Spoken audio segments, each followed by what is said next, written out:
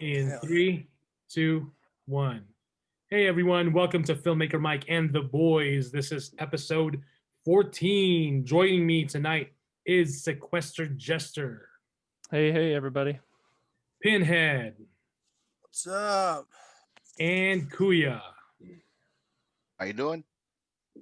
Alrighty, so we're jumping off right after the Thanksgiving holiday. How was you guys' Thanksgiving? I got fatter, man. Oh yeah, Yeah, pretty much everyone did. Oh man, if anybody followed my Twitter, Jesus Christ, you guys should have seen the spread. I got amazing. Fat just looking at it, dude. It was nice. Like it was nice. The sad thing is, I only ate one thing, and then the others were leftovers. I ate it like later because I was so full from the one thing that I ate. But that's what we love. We love leftovers. My sister makes this thing called oxtail soup, right? So basically, it's like pho, kind of like whatever, but it's oxtail. So oxtail is very gelatinous, very meaty, very delicious. She makes it perfect, absolutely perfect. She hasn't made it in like 5 years, and so this is the first time she made it, like for Thanksgiving. I had 2 fucking bowls, and I was done. I said, fuck it. I don't want to eat anything anymore for Thanksgiving. So I'll just eat. I'll take everything else to go or whatever. So it was amazing. So yeah, it looked delicious, man. No, I wanted some. I've been eating turkey sandwiches since was it yesterday? I guess that's all I've been eating, turkey sandwiches. So good. That's the best part after Thanksgiving for me, man. Leftovers are awesome. My new obsession. And I don't know why I didn't think of it before, but I would only eat mustard usually with hot dogs, right? But okay. I figured mustard goes good on sandwiches, on almost everything actually. I like to think. Yeah. So I like to make like a sandwich with mayo and deli meat, turkey and ham, and now with the mayo I mix mustard with it, and it's just. Yeah, like kind of like kind of mustard. Porter Subs does that. Wait, what kind of mustard are you using? French's mustard. Are you just using the basic yellow? Yeah. Okay. Shocking revelation. I mean, we have it, so I want to, but I do like occasionally the spicy mustard too. Yeah, try the brown mustard, man. That's like me going, hey, fellas, the other day, I had cookies with milk. Oh! I don't have milk because I'm lactose intolerant. The turkey sandwiches that I've been eating have been like a ton of mayonnaise with horseradish mayonnaise, or not mayonnaise, but I'm sorry, horseradish mustard. No, like I know it. I don't. So good, dude. I don't really like horseradish, but how was that bathroom visit? Oh, dude, it's the Niagara Falls out of my cornhole. You know what I'm talking about? Was it? Hell, every bite's worth it, dude. It's so delicious. It's like that meme of little Gamora from Avengers: Infinity War. Yeah. What did it cost? Everything. And then Thanos is like 3 hours in the bathroom. Well worth it. Oh, yeah, it's delicious. Thanos snap for that one, didn't you? Alrighty, so it's good to hear everyone had a great Thanksgiving. Lots to be thankful for, despite the year that is 2020. But hey, there's many good things that still came out from this year. Most notably, our podcast. We got to launch our podcast. So we wouldn't even be here. Thank you, 2020. Mike, for that year-end review.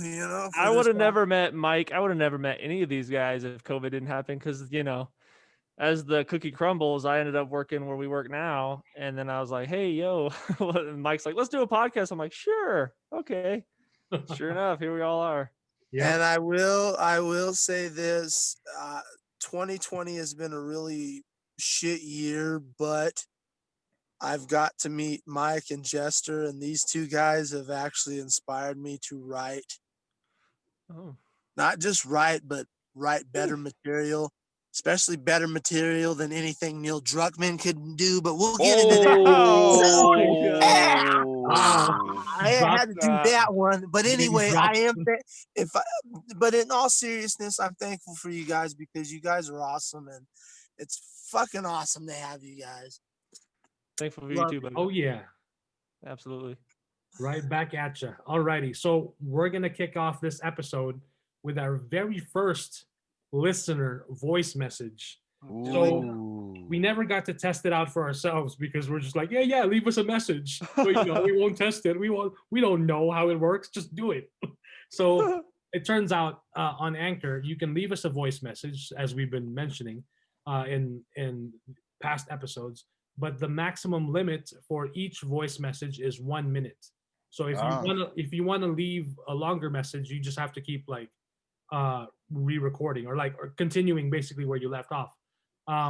So you can do that. You can do a minute. You can do 30 seconds. You can just be like, I fucking hate you guys.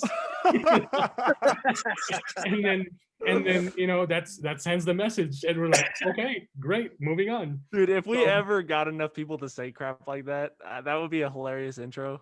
Just all the hate we get, all the hate mail, or all the negative feedback. So, but then again, yeah, we have been asking for constructive criticism as we started this podcast, because but the best way to learn is by doing, and that's what we've been doing. But then again, also we also want to hear feedback from everyone else who's on the other side of those earbuds, those headphones, or of the speaker or of the screen. If you're watching this on YouTube, Kuya, buckle up, buckle up, buddy. Wait, hold on. Me, buckle. let me grab something real quick. All right, I'm ready. I'm ready. I'm a little disturbed that he just has that. This voice message was sent on November 24. This is from Brad, and his message clocks in at 6 minutes 54 seconds. Granted, parts of his message were kind of repeated, but as much as I wanted to edit it, I figured I might as well not and just let it be as is. Wait. It repeats it. Is he a stutterer or what? No. Just what he mentioned. He records 1 minute and then he records another minute and then he kind of mentioned something. When you listen to it, it'll make sense. Okay. Let's hear it. Come on. Are you guys ready? Been dying. Let's do it. So this is coming from my phone. I'm just gonna put it up to the mic. How's it going, boys? It's Brad. Your guys' #1 fan. You already know. I've been listening since day one. To this most recent podcast, and I'm gonna warn you right now, this will probably be in a couple messages because on this little app here I can only leave messages up to 1 minute. This is about take number 19, trying to cram it all into one, so I give up. He just wasted 30 seconds right there. A couple critiques for you guys, because I know you've been asking for a few and you guys want to be better and stuff, but take it with a grain of salt. I'm a fucking 18-year-old kid. What do I know? I don't necessarily know how to critique a podcast, but I'll do the best I can. So keep that in mind on the coming messages. All right, so I would say the #1 critique that I have for you guys is explaining stuff. Mike and the rest of you guys do a great job at explaining news, all the coverage, all the facts that are out there. You guys do great with, but on topics that are more polarizing, you guys don't tend to add in as many facts, and I think that's a bad move. I hate to use it as an example, but maybe one of you guys don't like Thor Ragnarok. And instead of saying, well, they do Planet Hulk, so the movie's bad, that's more of a subjective critique, which is fine. You're allowed to have subjective critiques, but that doesn't necessarily make the movie bad. That makes it less enjoyable for you. So I would add more objective critiques. Now, take that with a grain of salt, because I honestly feel pretentious as fuck saying some shit like that, but it's true. I mean, subjective opinions can be whatever the hell you want. You may enjoy one thing over another because it speaks to you more, or you get something out of it that other people don't get, and that's totally fine. But you also need to be able to look at something with an objective standpoint and think, okay, this is obviously directed well, or this is obviously written well, or has good performances. You know what I mean? If you don't necessarily like something, that's totally fine, but you also want to be able to point out the good. And if there's no good, then say, this is fucking horseshit. This is bad. This is bad. This is bad. Because that. If they did this, it would have been better because of blank, blah, blah, blah. I hope that makes sense. I could be explaining like a total piece of shit. Now, say one of you guys doesn't like Thor Ragnarok because the Planet Hulk storyline doesn't work for you. Now, you're totally allowed to that opinion, though it is subjective. Now, if you were to add some objective arguments in there, it would make it a lot harder for anyone to argue with it. Say you feel like the whole Planet Hulk storyline impedes the pacing of the film. Like, they just really wanted to put Hulk in it so that way he could be in Infinity War in the next movie. And that really sticks out to you because Planet Hulk comes out of nowhere and it just feels like another obstacle in Thor's way to get to the actual plot of Thor getting to Asgard to stop Ragnarok. That's a lot harder to argue with than it's garbage because Planet Hulk storyline is in the film. Does that make sense? So here's the big one, The Last of Us 2. I'm a huge fan of that game. I think it's almost as good, if not just as good as the first one, even if it's for completely different reasons than what I like the first one for. But two of you at least, not such big fans of the game. And you know what? That's totally fine. You're allowed to whatever the hell opinion you want, but you got to be able to explain it. You got to be able to vocalize to me why the game is so garbage and why the writing is absolutely atrocious. Other than just stating that. Now, you can state that all you want, but you got to be able to back it up. You got to be able to give me more reasons than they have access to a gym, but no ammo. Well, that is explained in the game out of pure context, but you got to be able to give more reasons than that for me to get on board with your argument. Either way, guys, I fucking love the podcast. I'm going to keep listening to every single one that you guys put out. You guys are awesome. You guys are so fucking entertaining. The way you guys talk to each other, it's just... It's good shit. When you guys disagree with each other, I believe it. When you guys do agree with each other, I believe it. It's a very rare occasion that I feel like you guys are just talking out your ass for attention. For the most part, I feel like I'm just sitting in a room with you guys and you guys are just talking to each other about some shit. And that's what's so fun and laid back about the podcast. And you guys do retain that. Like I said, if you guys put a little bit more meat on the bones with your arguments, then that'll give more things for us listeners to think about than I already do. And I already do think about your guys' podcast a lot because it doesn't just go in one ear and out the other. And that's my favorite thing about it. So you guys keep it up. I love you guys. I love you too, Brad. I love Brad too. Hell, a little bit more. You guys 6 messages. This is the 7th and final one. I promise. A grain of salt. Because at the end of the day, I am someone who has listened to all of your podcasts day one, and I'm going to continue listening to them because I have liked almost all of them. I would say in a way I have liked all of them. There may be aspects I don't necessarily agree with. Like I said, I stated that in the other videos, but I do like this podcast. I don't really listen to other podcasts, but I love your guys' podcast because your personalities are so fun. Even when you guys are arguing, that's probably my favorite part because you guys pull no punches and you guys don't pull shit out of your ass. So I fucking love it. I fucking respect it. I love you guys. Keep it.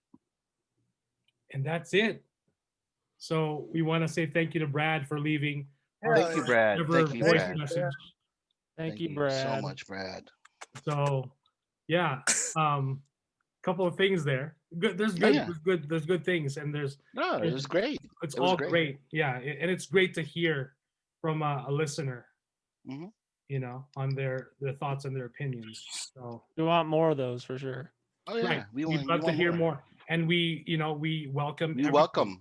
We Everything. welcome I everything. really do. I like that. I wish we could get more of that. Yep. So Exactly. wink, wink, nudge, nudge. If you guys listening want to leave Yeah. a voice message, whatever Yeah, it is, whatever all think you about. other listeners, even if you're doing that, please do what Brad did. Be Like, follow courageous. through.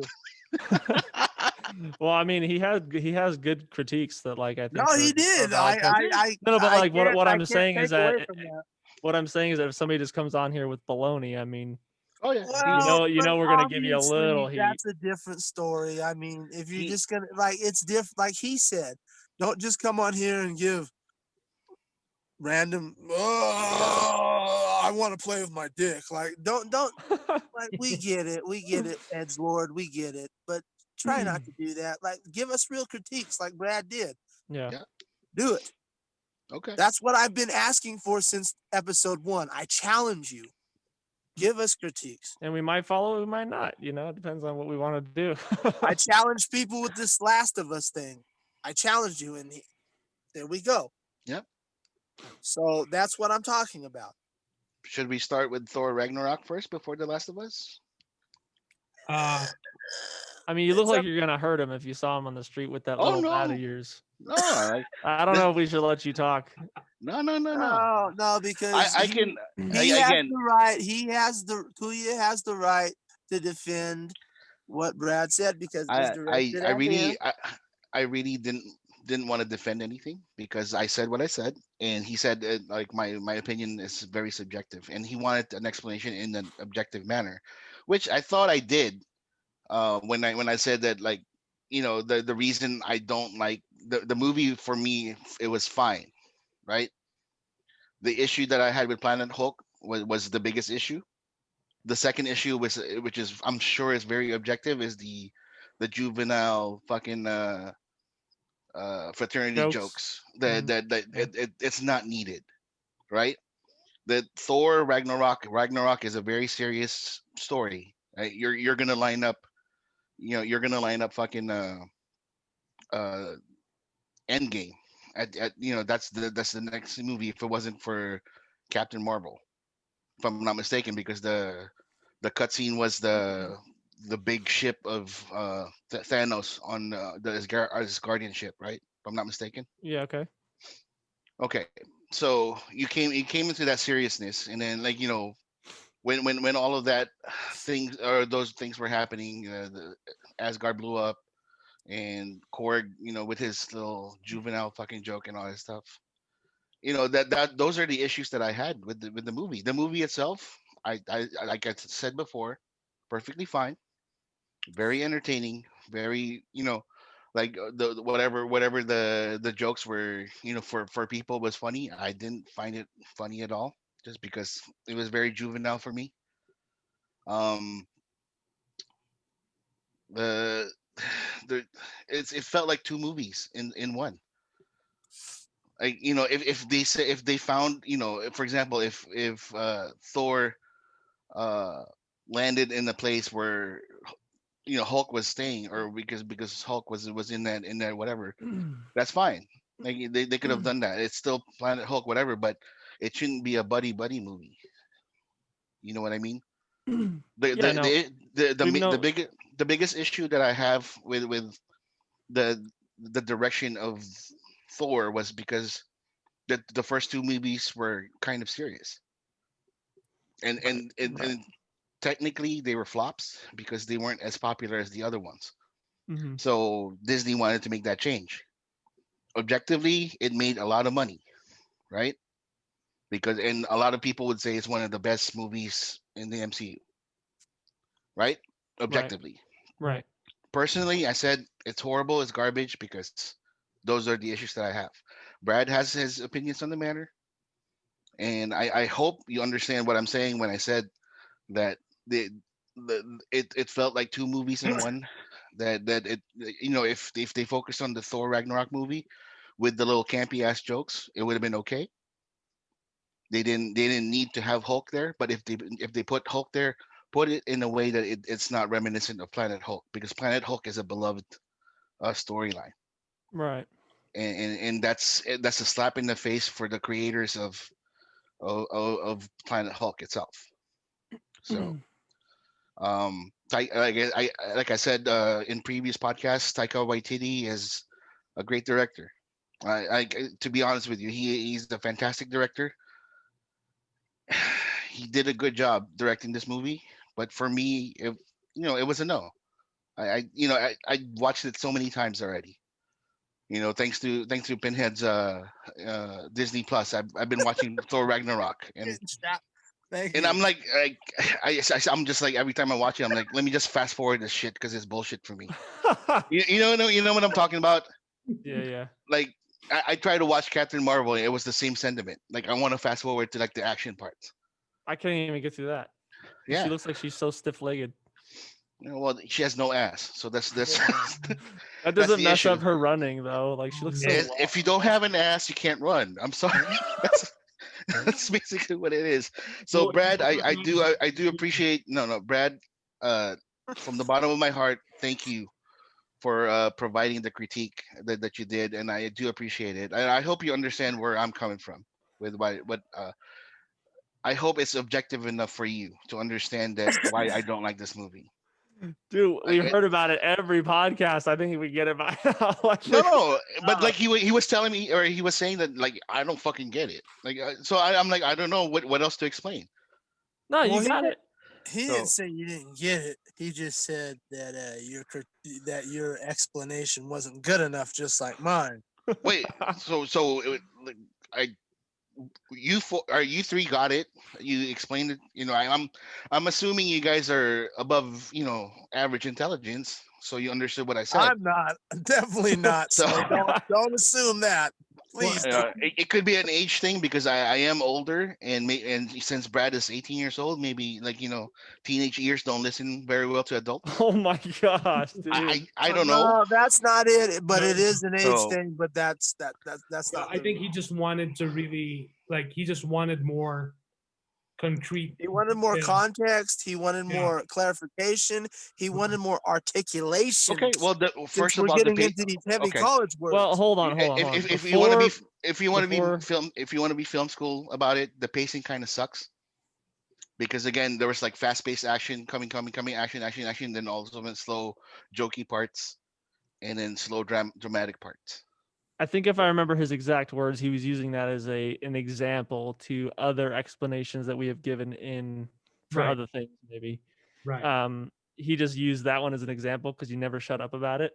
Mm. So it was But I'm just saying, again, I'm just explaining myself. Maybe he no. so. I know, and dude, I'm so waterboarded with the explanations about that movie because it's every episode.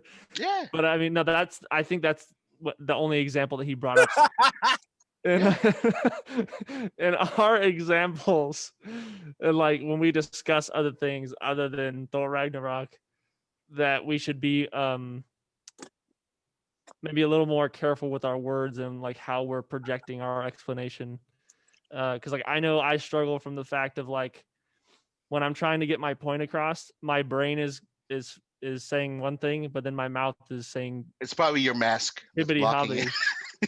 No, I'm being serious from that point. Because I'm just kidding. I'll say stuff that probably doesn't even make sense from somebody that's listening, but my brain is saying, yeah, it makes total sense, but I'm an idiot. So no, it's okay. But that's what he's talking about. But I do appreciate Brad's words, and again, if that's why I wanted to re-explain myself in a sense before it's Pinhead's turn, because Pinhead, like I said the last time we talked about The Last of Us 2, Pinhead wasn't even, it wasn't even the tip of the iceberg. So Pinhead, by all means. I'm not gonna go into this very long. I will say this. To go off of what Brad said, technically, I don't have to fucking tell you shit. I don't know you shit. It's my opinion. And in my opinion, I don't have to give you anything. if my argument is geeble gobble, geeble gobble, geeble gobble goo, okay, and if I stick to that, I don't care what you think or what anybody else thinks. It's my opinion, and I don't owe you an explanation on that. And it's that. It's cut and dry. You either suck on it or you can kick rocks. It's that simple. That's the mean side of me, and that's where I'll leave it at that. Okay, fine.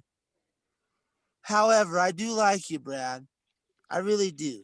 Yeah. So I will give you an explanation. But let's just lay that groundwork right off the bat for your message. I don't owe you shit. Maybe a kick in the dick. I may owe you that. Oh, dude. You step to me. I may owe you a throw off the balcony. I don't know, you know. No, I love you, dude. I love you, dude. But I don't owe you. At the end of the day, I don't owe you anything. I feel like I'm in an abusive relationship That right being said, please hold on. That being said, I will give you an explanation other than, yeah, I need something more than they were at a gym and it was explained in the storyline. I know it was explained in the story because I played the same game you played. I played the same 10 hours with Albie plus that you played. You Brad, I think that you forget I beat the game too. I played through the game too. I trudged through the game too. The only difference where we part is you lick Neil Druckmann's lollipop and I critically critique Neil Druckmann and say, nay, this is not good. This is not a good story. I'll give you an example. Riding in a boat continuously, and Kuya knows what I'm talking about. Riding in a boat just to get to an objective that really doesn't matter. Brad, you and I both know that that objective didn't matter to what we got to that when we were riding in the boat. Yep. You can try and defend it. But you and I both know that there was no reason for why we were doing that. But we just rode in a boat. Because it looks cool. Row your boat gently down the stream. And everybody said, exactly. Why did we do that?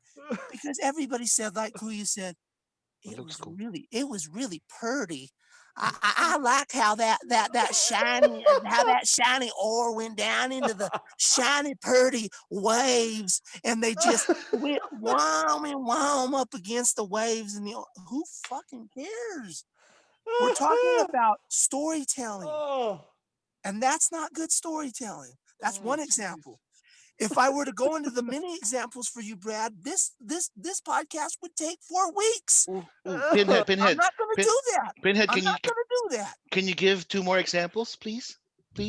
Hold on, really quickly. I just want to mention your storytelling of rowing the boat and the action, camera movement. You took me right there with you. I was on that boat with you.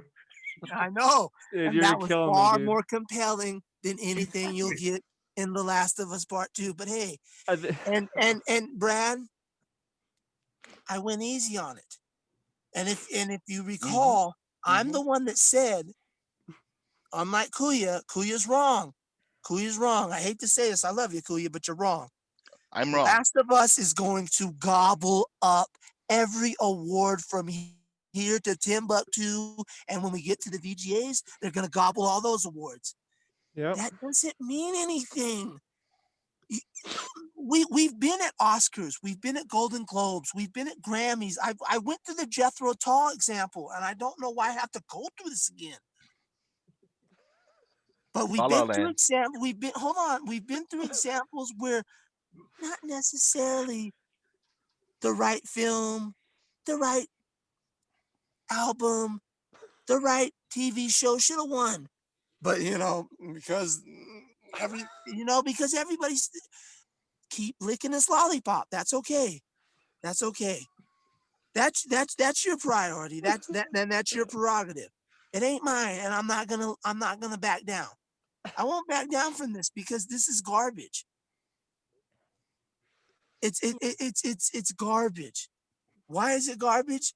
Well, then let's spend 7 hours here explaining why it's garbage. I can go into 15 more examples, but I'm not going to do it because it's not fair to other listeners who go, I'm sick of hearing about this Last of Us shit.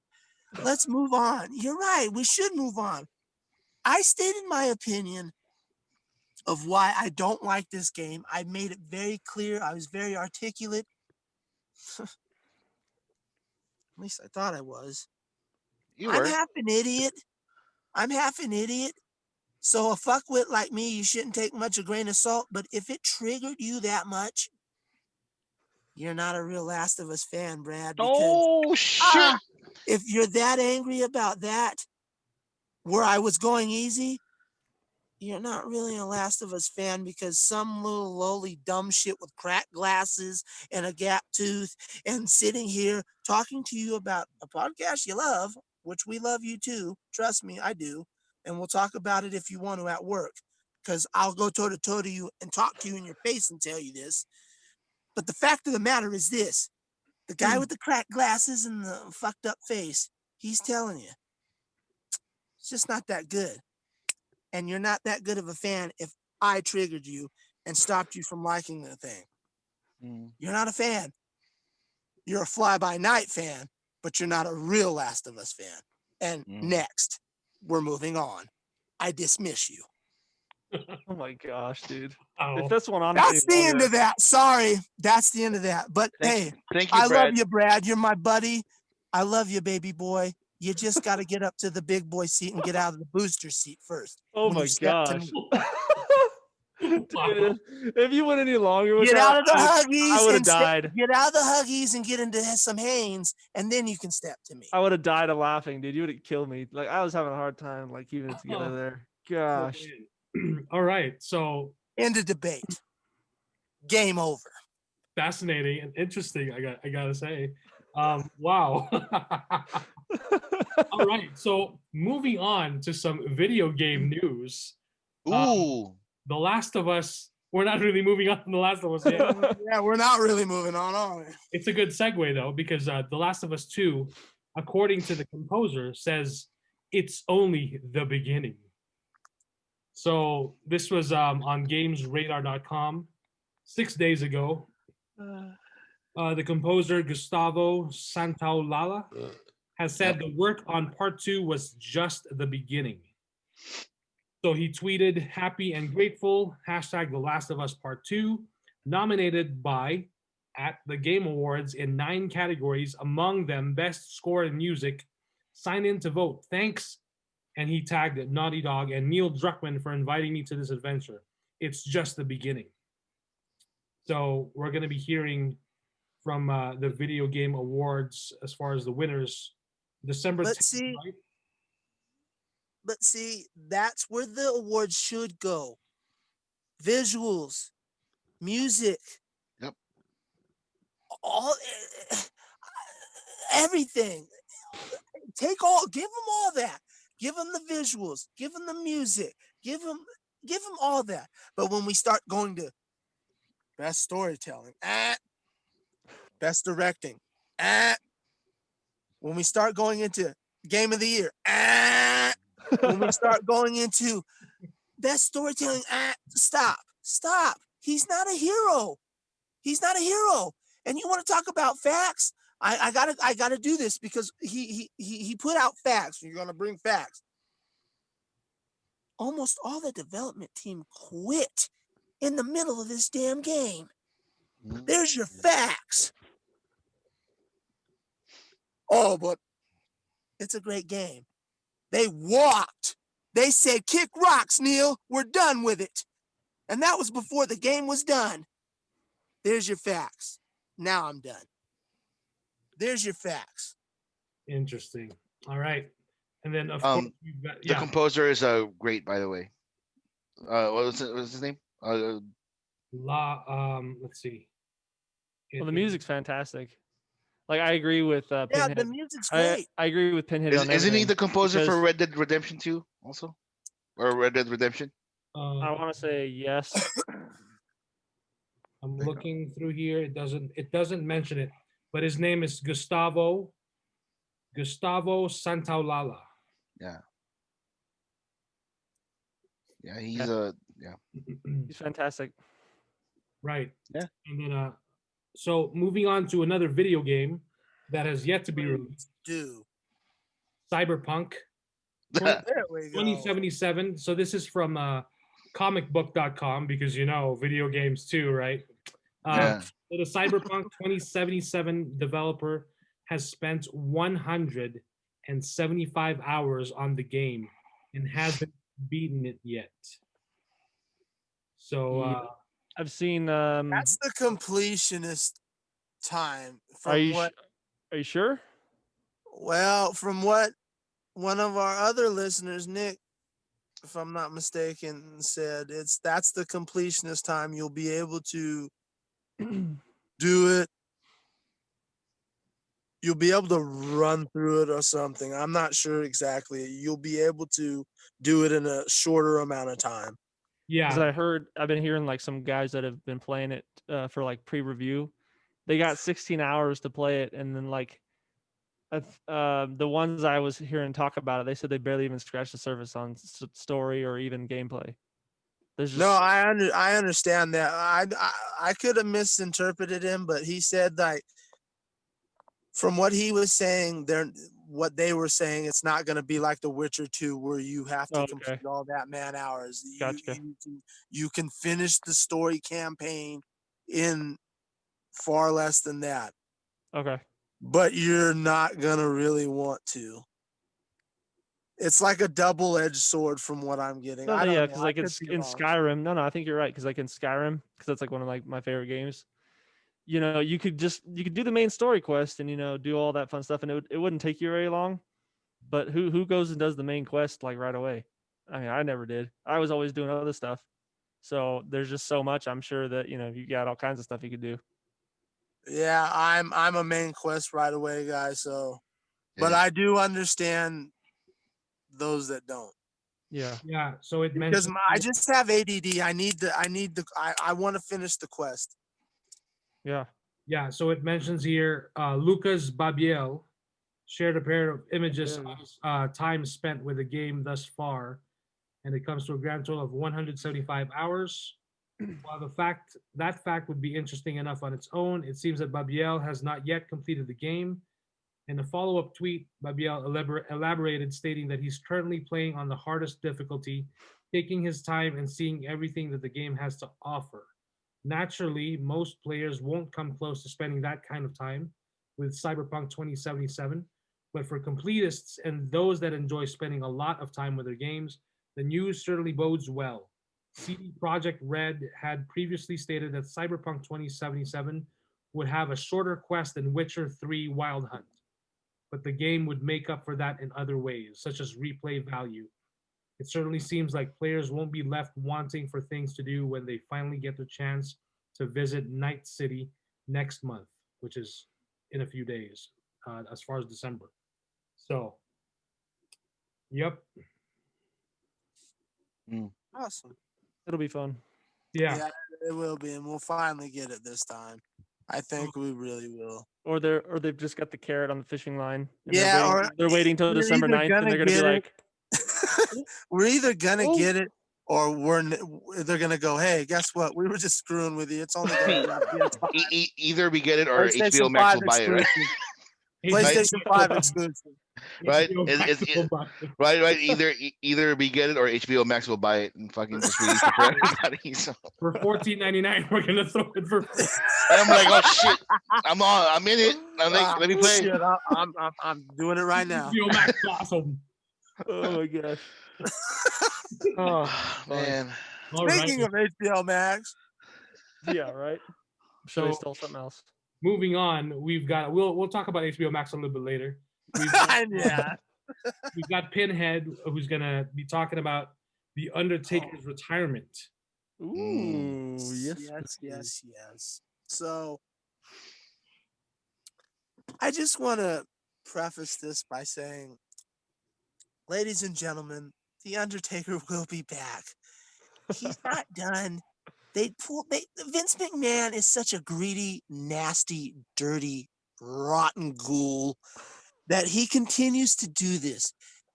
And in his defense, Mark Calloway, who is known as the man behind The Undertaker, continues to let him do it. Mm-hmm. So, just for a preface, he will be back. WrestleMania, that's a big one. And we're going to wait for the Hall of Fame. That's what I want. I want him to be retired like Ric Flair. And I want him to be retired out like that. But it's going to take this COVID shit to be done. Mm-hmm. And we're going to have a large audience. Even if that means we all have to be vaccinated, so be it. I'll take vaccinations somewhere real close to see the retirement of Undertaker, a real one, not this Kiss shit. I like that. Thank you, Taker. Thank you, Taker. However, Fans. let's say for the sake of argument that this retirement is the end. Man, was this a mediocre disgrace to a legend? I don't understand why. You don't know that the man might not die tomorrow. We're not all guaranteed life tomorrow. And when you look at the fact that this event, Survivor Series, was the event that he was born in, whether you like it or not, we can talk about, technically, James, if you understood your wrestling, you know that, I understand. I do understand my wrestling. I know that he started way before that, a couple years before that. I understand that. But we're talking about what made him a household name. It started at Survivor Series 30 years ago. Mm-hmm. No one knows his other Dice Mark. No one knows that other, just like no one knows who Vinny Vega is. You know who Vinny Vega is? Kuya knows. None of the rest of you know. Vinny Vega was someone who would go on to be a very well-known wrestler. Same difference. The Undertaker started 30 years ago. And the fact that they gave him this lackluster ho-hum, yeah, we know. You know, I know, behind the scenes, we all know you'll be back, but we're going to do, it doesn't matter. There's people out there that depended on you to really put out a really good send-off in a time where people needed this. Vince McMahon, shame on you. I'm sorry, but shame on you. I have to say this, but shame on you, Vince McMahon. You shouldn't have slucked out this kind of garbage. It's a disgrace. The best part, they came out, and I love seeing The Undertaker come out. It was awesome. Mm-hmm. It was phenomenal. I won't take that away from him. He came out, the fog, the strobe lights, everything. It was beautiful. Even the end was beautiful. Paul Bear, oh, yes. And they sent him off. That was awesome. Those were awesome moments. They made you feel like a kid again. You were like, oh, shit. Oh, this is so awesome. And that felt good. Mm-hmm. The leading up to it, before that, with Undertaker, dun, dun, dun, dun, that music just blaring. I turned it up loud, and everybody in the house didn't care because they sat there and they went, okay. And we all sat there and awed. That was great. You felt like a kid again. Then we got in the ring and we had the, That's me.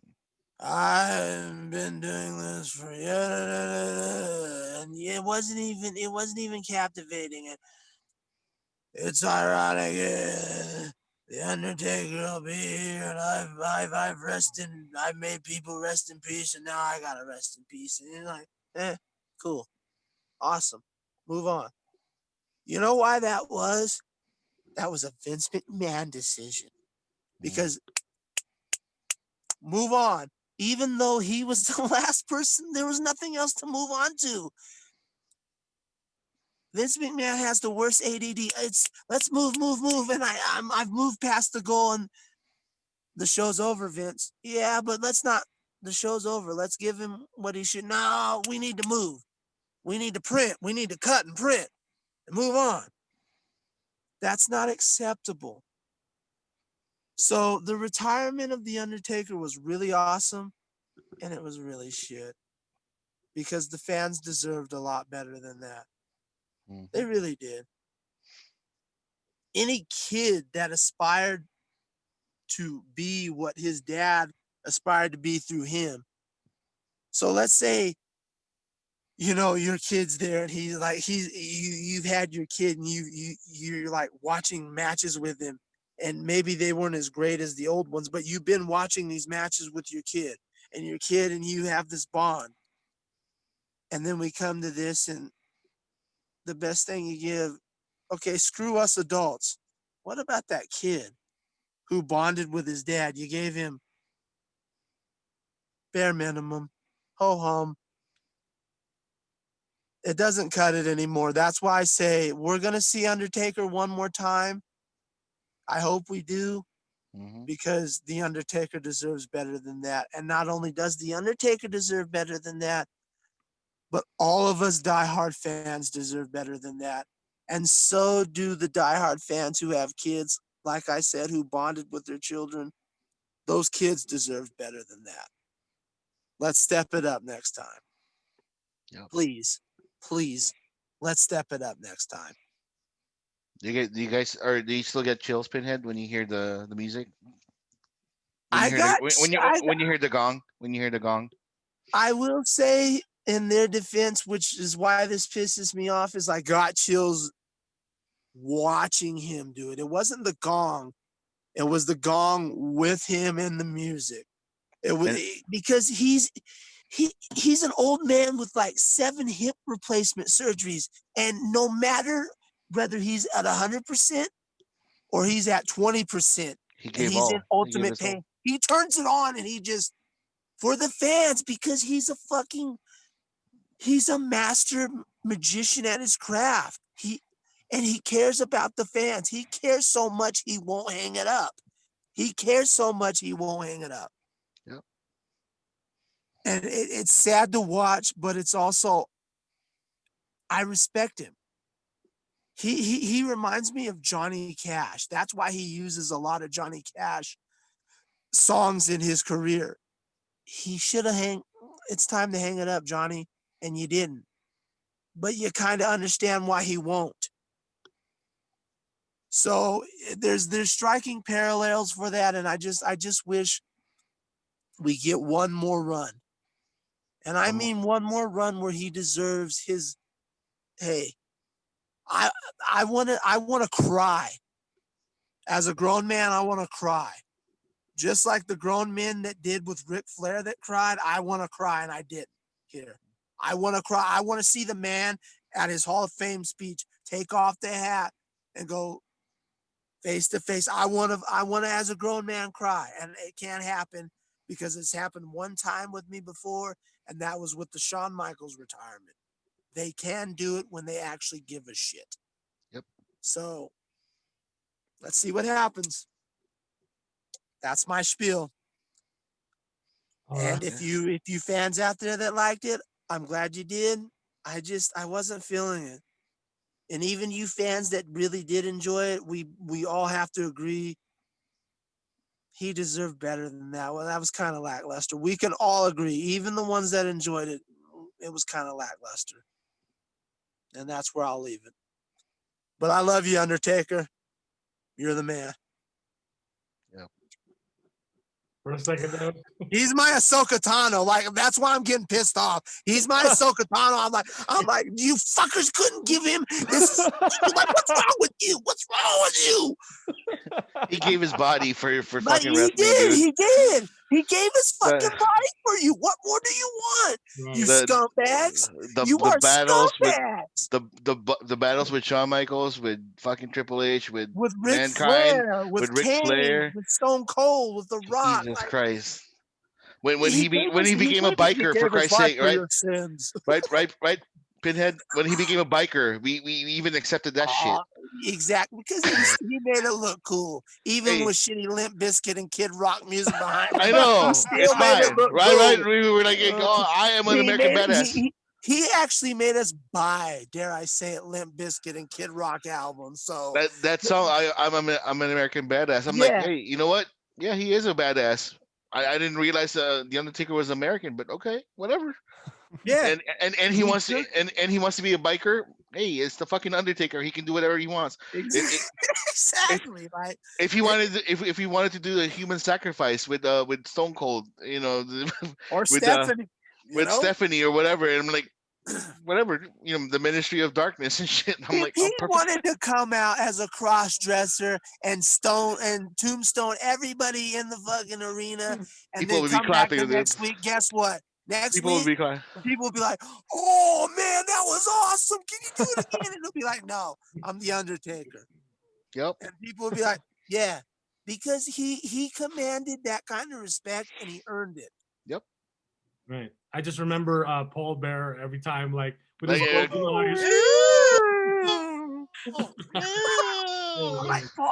Paul Bearer, Percy, you were the man.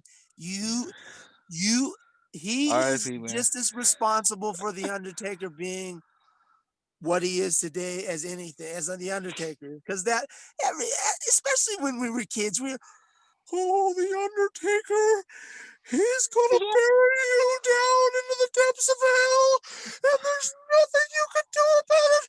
Oh, Undertaker, tell him. Rest in peace. It was great. It was fucking amazing. What a hype man. Yeah. Great. Like, oh God, what a hype man. You're like, exactly. What a hype man. Undertaker deserved better, and that's all I know. But hey, we will get another run, because like I said, Vince McMahon is a greedy, slimy goblin, and he can't let Undertaker lie. So we will get one more run. He's in my Mount Rushmore of wrestling. So he's in mine too. He really is. He can't be left out because of the cultural impact. He is just as significant as Hulk Hogan. He really is. With better talent. Agreed. Alrighty. So next up, we've got The Expanse, which is a sci-fi series. Jester's gonna be talking. Hell yeah! Oh yes, I am looking forward to Jester's. I got juice. Juice. All right, so I got good news and bad news for you Expanse fans out there. And for those of you that do not know about The Expanse, it is originally it was a sci-fi original that went 3 seasons on the Sci-Fi Channel, got canceled, and then the lovely fan base said, "Hey, we want more," and Amazon was like, "I got you. I got lots of money. I'm gonna buy that," and then they renewed it for a 4th season. And then a 5th season that's going to be airing on December. I can't even read my own notes. What's wrong with me? December 16th. December 16th is when season 5 will air. And with that said, there is news about the 6th and final season is renewed. And that will be dropping probably same time next year. There's no new news about that, but could be longer because of the COVID. That they're going to start doing all the production later. Now that's the good news. So I'm gonna end on a bad note. I'm gonna give you guys bad news just to take away from this. Yeah, it's kind of a big deal. It's a big bummer. Our boy Cass Anbar, who plays Alex, the Rosinante pilot, main character since the very beginning, has been accused of sexual misconduct and harassment and assault. So yeah, that's not too fun. But before I dive into that, I'd like to tell you about The Expanse. If you haven't seen it, I highly recommend you see it. It's on Amazon Prime.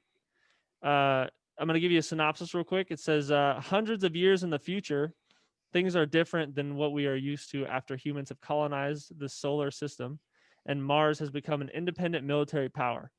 Rising tensions between Earth and Mars have put them on the brink of war. Against this backdrop, a hardened detective and a rogue ship's captain come together to investigate the case of a missing young woman. The investigation leads them on a race across the solar system that could expose the greatest conspiracy in human history. That's kind of dumbing it down because it is a slow burn when you're watching it. But man, does it take you on one crazy ride. And for you for you sci-fi purists that are like all about like, you know, it's got to be realistic. I mean, they're pretty close. It is pretty close. So the one thing that they couldn't do, because this TV show is based on a book series by James A. Corey. That's why I thought it was based on a book series. Yep. Not to interrupt. The only thing, no, it's cool. The only thing that they couldn't really depict properly because of budget being on a TV program was the fact of no gravity. So they do show a lot of no gravity, but they kind of like do this thing where they've solved no gravity by gravity magnetic boots to just like, you know, seal to the, so they can walk around and stuff. But, you know, their hair is not moving or anything. So it's, it takes you out of it a little bit sometimes, but the story is still intriguing enough. Sometimes you forget about it and then you kind of get reminded about it. Well, I wanted to watch it until now. Oh, so, shut up! You're gonna love it. Yeah, like, man, fuck it. Like there's no gravity. Fuck it. Nah, I don't want to watch it no more. No. It's a trip, dude. Like it's really fun. Just to interrupt a little bit, that does make sense for a sci-fi show if you're limited, and just like what George Lucas did with Star Wars. I mean, yes, it was more fantasy than sci-fi. But if you're limited to your budget, it allows you to be more creative and just add it to the lore. Or make out with your sister, for fuck's sake. You know? Yeah. Jeez. I don't know about any of that going down. If all else fails, make out with your sister. Hey, that'll work. But I mean, back to Cass Anvar, the guy that plays Alex. There is like, I guess, a little cherry on the top with all that. Everybody will be returning for the 6th and final season, including the showrunner that's been there since day one. So there is some hope, I guess. But the thing is, he's had multiple allegations over the summer of this year. And like, you know, if it's one, then I'm kind of like, I'll wait till I hear the news. But like, if there's multiple, which in this case there are multiple cases, it's like, okay, well, where there's smoke, there's fire. So, the company has filed their own private investigation on the whole thing to see and to possibly refute the charges, and then there's just an investigation going on in general with that. None of the cases are in the company or even on set with any of the people that he's worked with. It's all been involved in fan meetups on conventions and things like that. And then a couple cases on Twitter and stuff. So nothing in my research, I haven't found any like actual things that he's done. It's very like, you know, hearsay. So right now it's pretty quiet right now. Well, it's similar to, only it's proven in this case, unlike the case you're talking about. It's like the director of Jeepers Creepers, Victor Salva, who is a convicted sex offender. Right. And he has still been allowed to make 2-3 films in this franchise while everyone knows that. So it very well depends. Well, I because see your sometimes point. Hollywood doesn't care if the big bucks come rolling in. Absolutely. But I think in this day and age right now, I think that the reason why they're removing him right away is because we're in the day that we live in right now. That cancel culture thing. Yeah, exactly. That's true. That is even true. Though it's just allegations. Has also survived through this cancel culture, because Jeepers Creepers 3 came out during the cancel culture, and it wasn't stopped. So it just depends. It depends on how it depends on how much they can make out of it. Because we can all agree here it's nasty. I think we can all come to an agreement that stuff like that should not be. Yeah. But Hollywood does not follow those same morals. So that's that's the only thing I'm saying. They don't.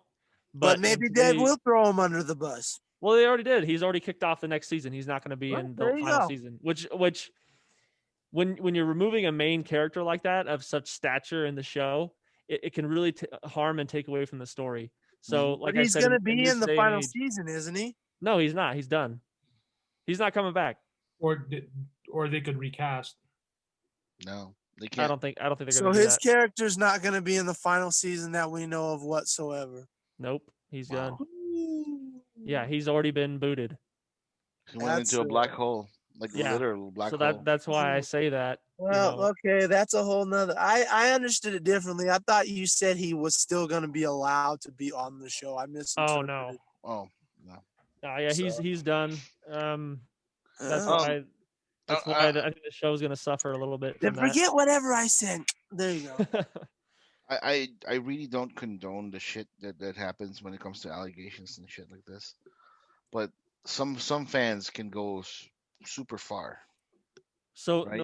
that's why I said like you know what I'm talking about. Like, for example, if in a convention, totally. like, oh my god, like I love you so much, like I want to suck your dick. Totally, but that's why I say. But I'm like, is that on record? Yeah, no, that's my point. Like, okay, maybe one or two said something.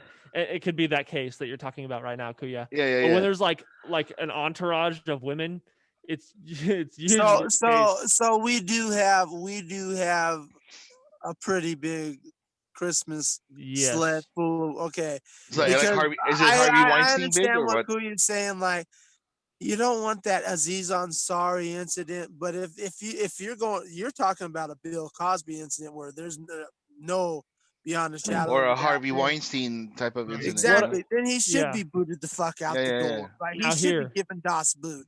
Not only that, he should be given Das Boot in the cranium a couple of times. Now I will read you a quote that he said on this Monday.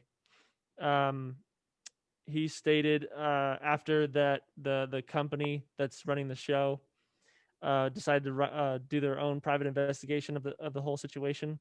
He said, "I welcome the independent investigation, respect that the women who have come forward should be heard, and will make myself fully available to participate in the process as appropriate so that I may refute these very serious claims that strike at the core of what I value." So like I went into the research, like looking basically with no ulterior motive. Basically, I'm just looking at the facts. The thing is, right now, there are no facts. There's just he said, she said. That's a problem. Which is why I said when there's a lot, it's usually the case of he did it. But I like to wait until there's fact and that someone's proven guilty before anything, which is why I have a hard time with immediately removing him from the final season, because on allegations. Now, like, I think it's really good that we've made this environment for women to come forward and be safe in doing so. I just wish that as a culture, we waited until the verdict of he's guilty. Well, the court of public opinion, it needs to stop in this country. Yep. Yeah. It needs to stop. Unequivocally, it needs to stop in this country because it's getting old. I want the facts. I want the evidence. And not just for my own peace of mind. I want the facts and evidence for those women who have truly been who've been done wrong. They deserve that justice. Right. You fuckwits out here who are crying wolf are not doing them any good whatsoever, and you should be kicked off the fucking cliff, like 300 style. You should be kicked into the pit. Yeah. Yep. Because you're not helping the situation. So let's just wait for the facts. And if that's the case when it happens, we'll go from there. But I Right. like to wait to see what happens. But like I said, with that said, I'm going to withhold my opinion on the matter. I just gave you what I know, what I have found on the internet. If my sources are deadline.com, which is like, yeah, it's okay. They have multiple articles on the whole situation. If you'd like to do your own homework, please do. I condone doing your own homework and doing your own research on this stuff. Unfortunately, I am bummed out that the final season will not have one of the main characters. I think it's going to, I'm worried that it's going to damage the final season of the show. But because that's the show definitely gonna make me stop watching it for sure. No, but, I'm not kidding. I'm done. done. I know, and that's what I'm saying. I think most people would be in your shoes. You know what I mean? There's no point investing in something that I know is done. So yeah. Especially with a main character that's a main plot point. No, I'm done. Yep. So it's like having the next generation without fucking Data or Riker or Picard or something. Exactly. Yeah. Yeah. So I'm like, that's. Well, I've got breaking news here on Twitter. HBO Max is gonna buy the Expanse. HBO Max. Wait, what? HBO Max is gonna buy the Expanse and say, "Fuck Amazon, we're buying the Expanse." and then bring Cass Anvar back to play Alex. And they go, no, it's final season. Came out, you were all just a bunch of garbage. I have like if you guys could spare me a couple of minutes on the cancel culture thing, that kind of it aggravates me. The Me Too movement was a beautiful thing, right? It was a beautiful movement. It empowered women to do things. It became hostile. Even the originators of the Me Too movement don't even want to do it anymore because they said it became such a toxic environment. Like any random person can just fucking say, "Oh, I've been sexually, this and it happened because this way, so we need to cancel him. We need to do all this stuff." Like these cancel, these cancel culture people they just need to stop. I fucking like a couple of years back, Mike, you know who Bruno Mars is. Everybody knows who Bruno Mars is, right? Right. I saw a tweet. Yeah, I saw wonderful entertainer, good singer, good entertainer, like a couple of platinum albums, Grammys, and all that shit.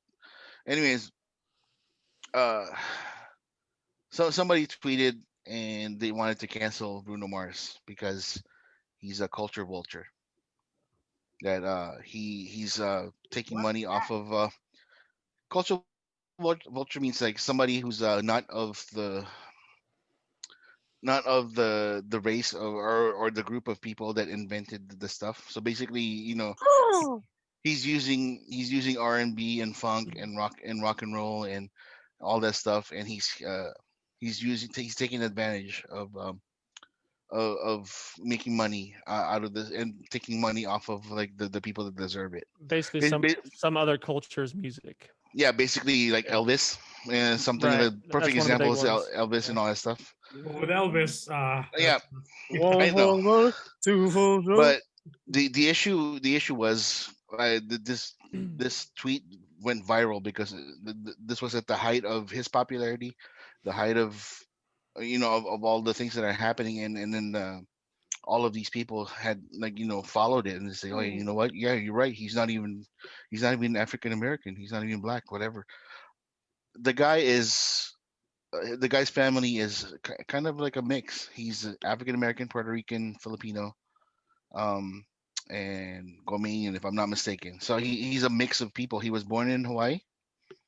So he's he's everybody pretty much. That's basically what it is. He's been entertaining everybody since he was 5 years old. There's pictures of him or videos of him like entertaining people in Hawaii, and it aggravated me that this person wanted to call him a culture vulture and cancel him and all that shit. And she is African American. Unfortunately, her name, her handle in Twitter has sensei on it. So Very hypocritical of you. Yeah. Then that's basically what everybody else was like clapped back at her, and she's like, "How dare you call yourself against cultural vulturing, yet your handle is sensei? What the hell's wrong with you?" No. So see, that's what you're talking about. This is what she said. This is what she said. The sensei is a title. It's not for any culture. Yeah, it is. It's for Japanese culture. Sensei is Japanese for teacher. Right, You know? right. So like and basically like from that point on, anything that when it comes to like people that want to cancel somebody, I want to look at facts. I want to see like you're absolutely right, Jester. I want to see things that are happening. I want to see like time stamp whatever case reports, investigations, things like this, because I'm like this pointing fingers and blaming people for doing shit is stupid. It's dumb. So here's the good thing that came out of all that. It made people feel a lot more safe than they used to.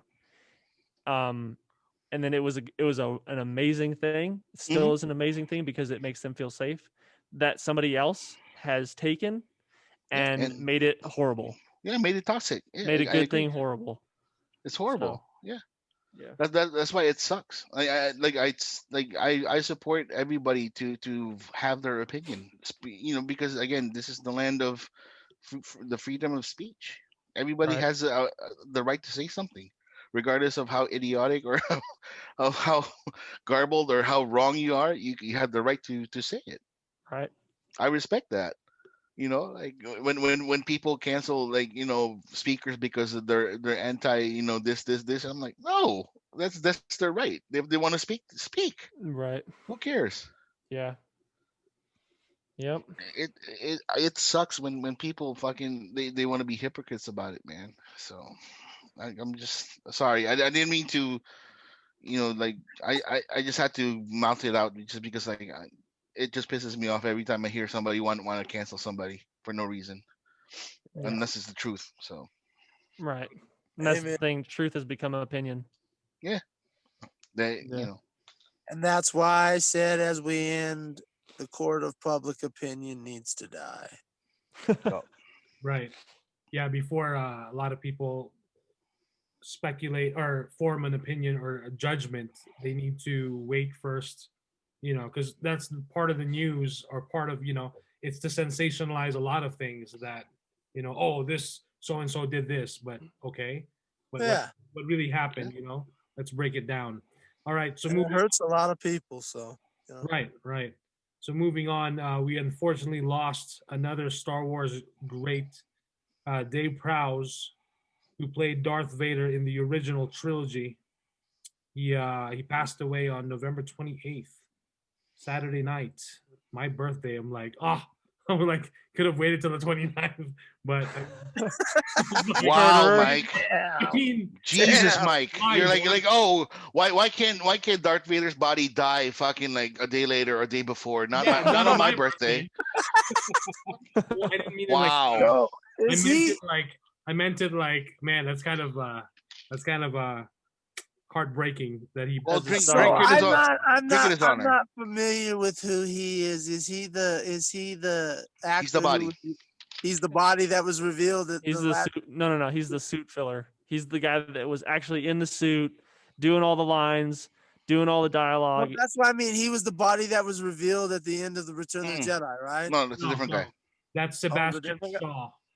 When Luke takes off the helmet in Return of the Jedi, that's Sebastian Shaw. So who's this guy? Dave Prowse is Darth Vader.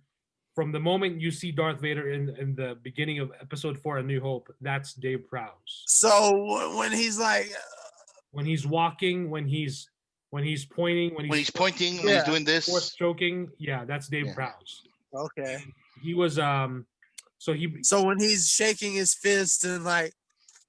Yeah, that's Dave Prowse. Rebel scum or what? Yeah, okay. Right. Okay. If he's doing, he was a bodybuilder. Right, he was a bodybuilder. And George Lucas even said, like, here, this is a quote from George Lucas from ABC News. So George Lucas said he made Vader leap off the page and onto the big screen with an imposing stature and movement performance to match the intensity and undercurrent of Vader's presence.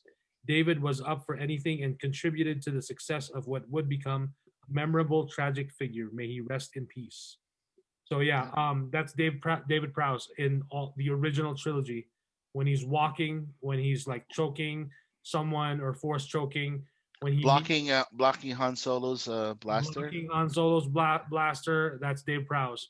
When Darth Vader is So did he do the choreography of the lightsabers and stuff? No, Like that's Bob Anderson. That's a different. That's an actual stunt guy. okay. Yeah. So, but again, like I said, I'm the layman of the Star Wars, so I don't know. Right, and that's totally fine. Yeah, and of course we know James Earl Jones does the voice. Of but course. it's known that for the when they were filming Episode 4, then known as Star Wars, Dave Prowse thought that his voice would make it into the final cut, but he had a higher pitched voice, British accent, and of course, like it wasn't as imposing as James Earl Jones' like voice. So you don't know the power of the dark side. Right. Actually, if you listen to the original dialogue, it's good. It sounds pretty good. Like, yeah, it sounds pretty good. But come on, it's James Earl Jones. It's Mufasa. Exactly. You can't beat James Earl Jones. Not as imposing and threatening as the James power of the dark side. And then Mark Hamill also tweeted, so sad to hear David Prowse has passed. He was a kind man and much more than Darth Vader. Actor, husband, father, member of the Order of the British Empire, 3-time British weightlifting champion, and safety icon, the Green Cross Code Man. He loved his fans as much as they loved him. He also trained Christopher Reeve, help Christopher Reeve bulk up for Superman, the movie. Hell yeah. So imagine Darth Vader. That's awesome. Darth Vader taking on a legendary superhero apprentice many moons before Ahsoka Tano. So, yeah, brother, may he rest in peace. And unfortunately, I just didn't realize when I was, of course, like attending the Star Wars celebrations, I wasn't, as into the other actors. I was more, of course, with the actors that you see on screen, like with, mostly the main characters. But of course, I never thought of like getting an autograph or a photo, or meeting him. And then it was announced like years. This was like maybe, I want to say like maybe within the last 5 to 7 years, he basically announced that he was not going to travel anymore for conventions to the U.S. like because it was because of his health. And then, but you could still like go to his website and purchase like an autograph or personalized or like something like that.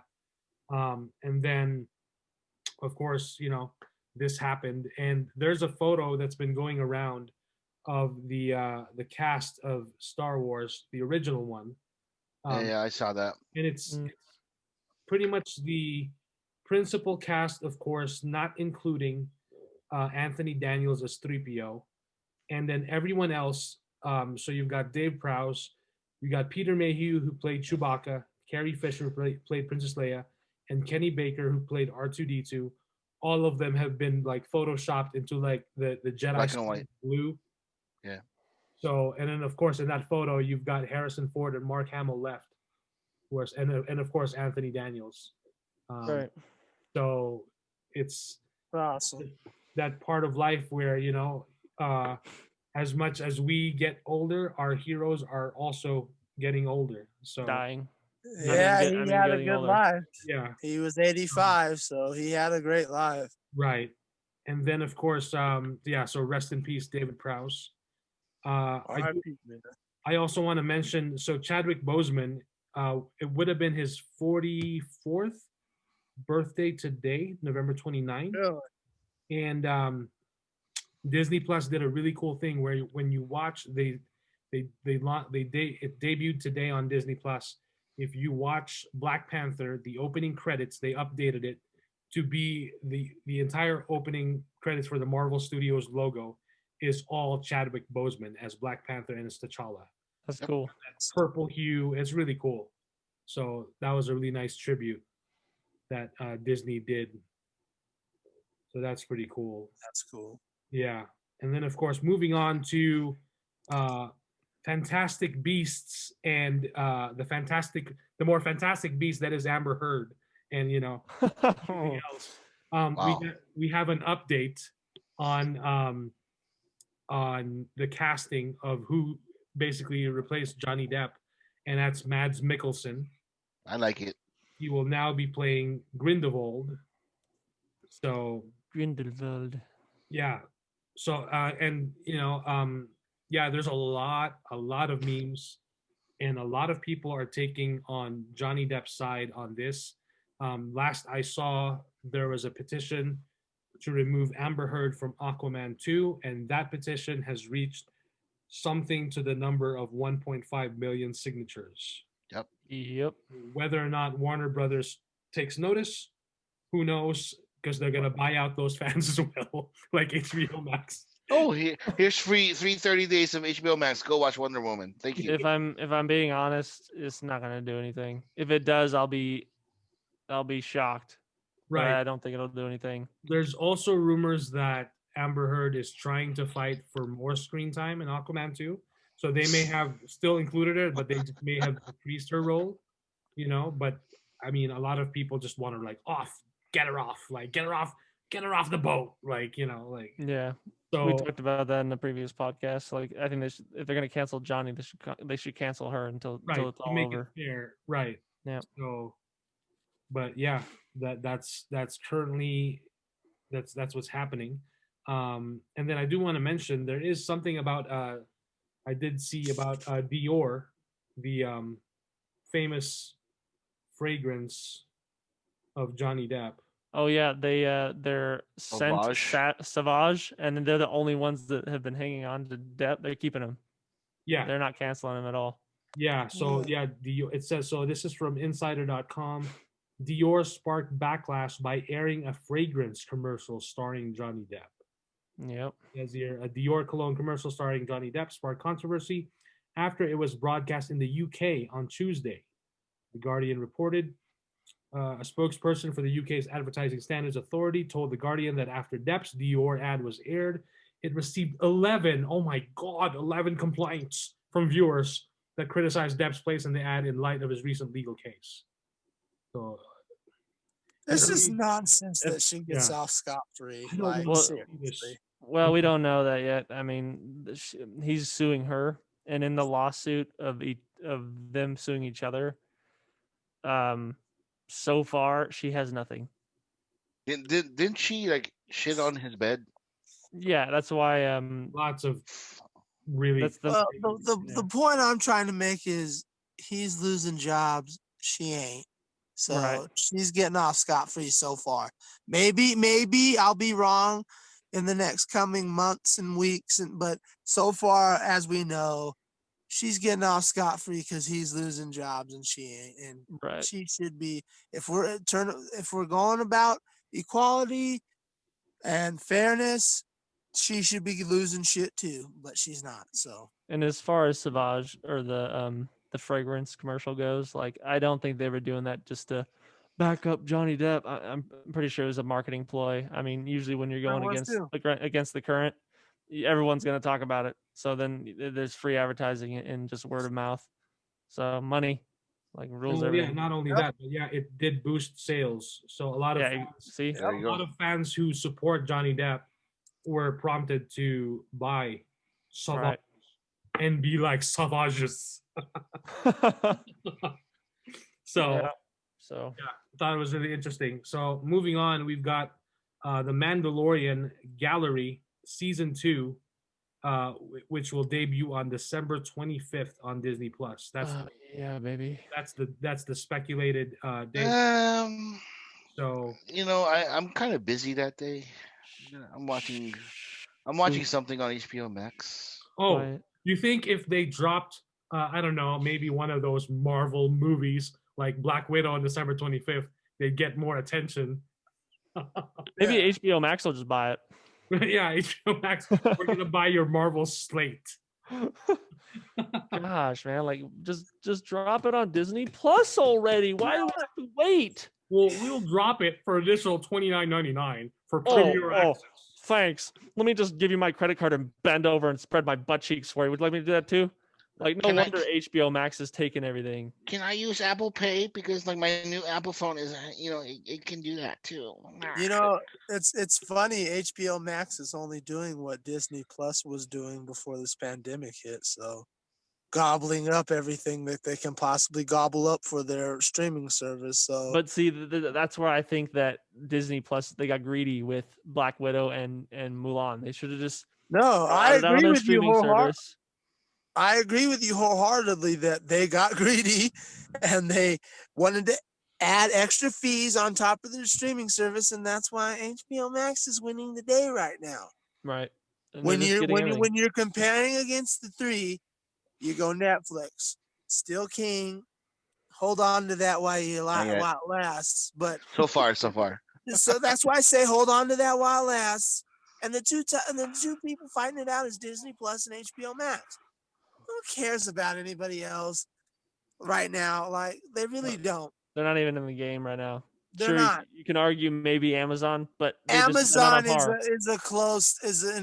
but that's because he has the capital. Right, exactly. And the boys, and it's done. So, we're moving on. Yeah.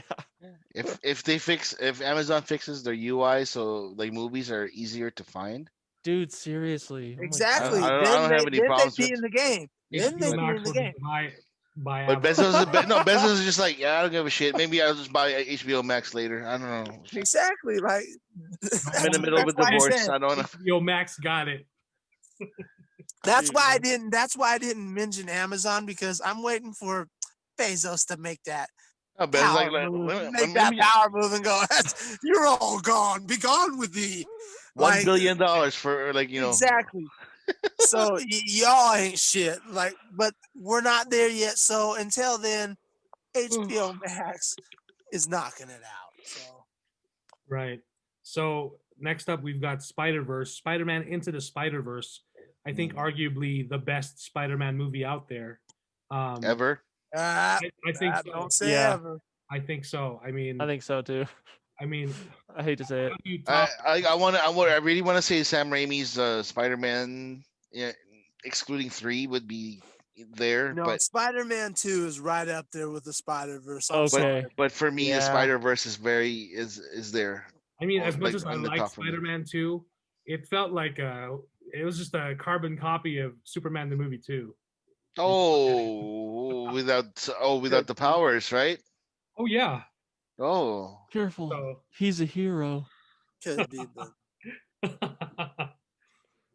Spider-Man 2 is awesome. So Spider-Man Into the Spider-Verse has been on Netflix for I think forever, dude. Yeah, in today's age, forever. And they're taking it off. It's gonna leave on Christmas Day, December 25th. Merry Christmas, jerks!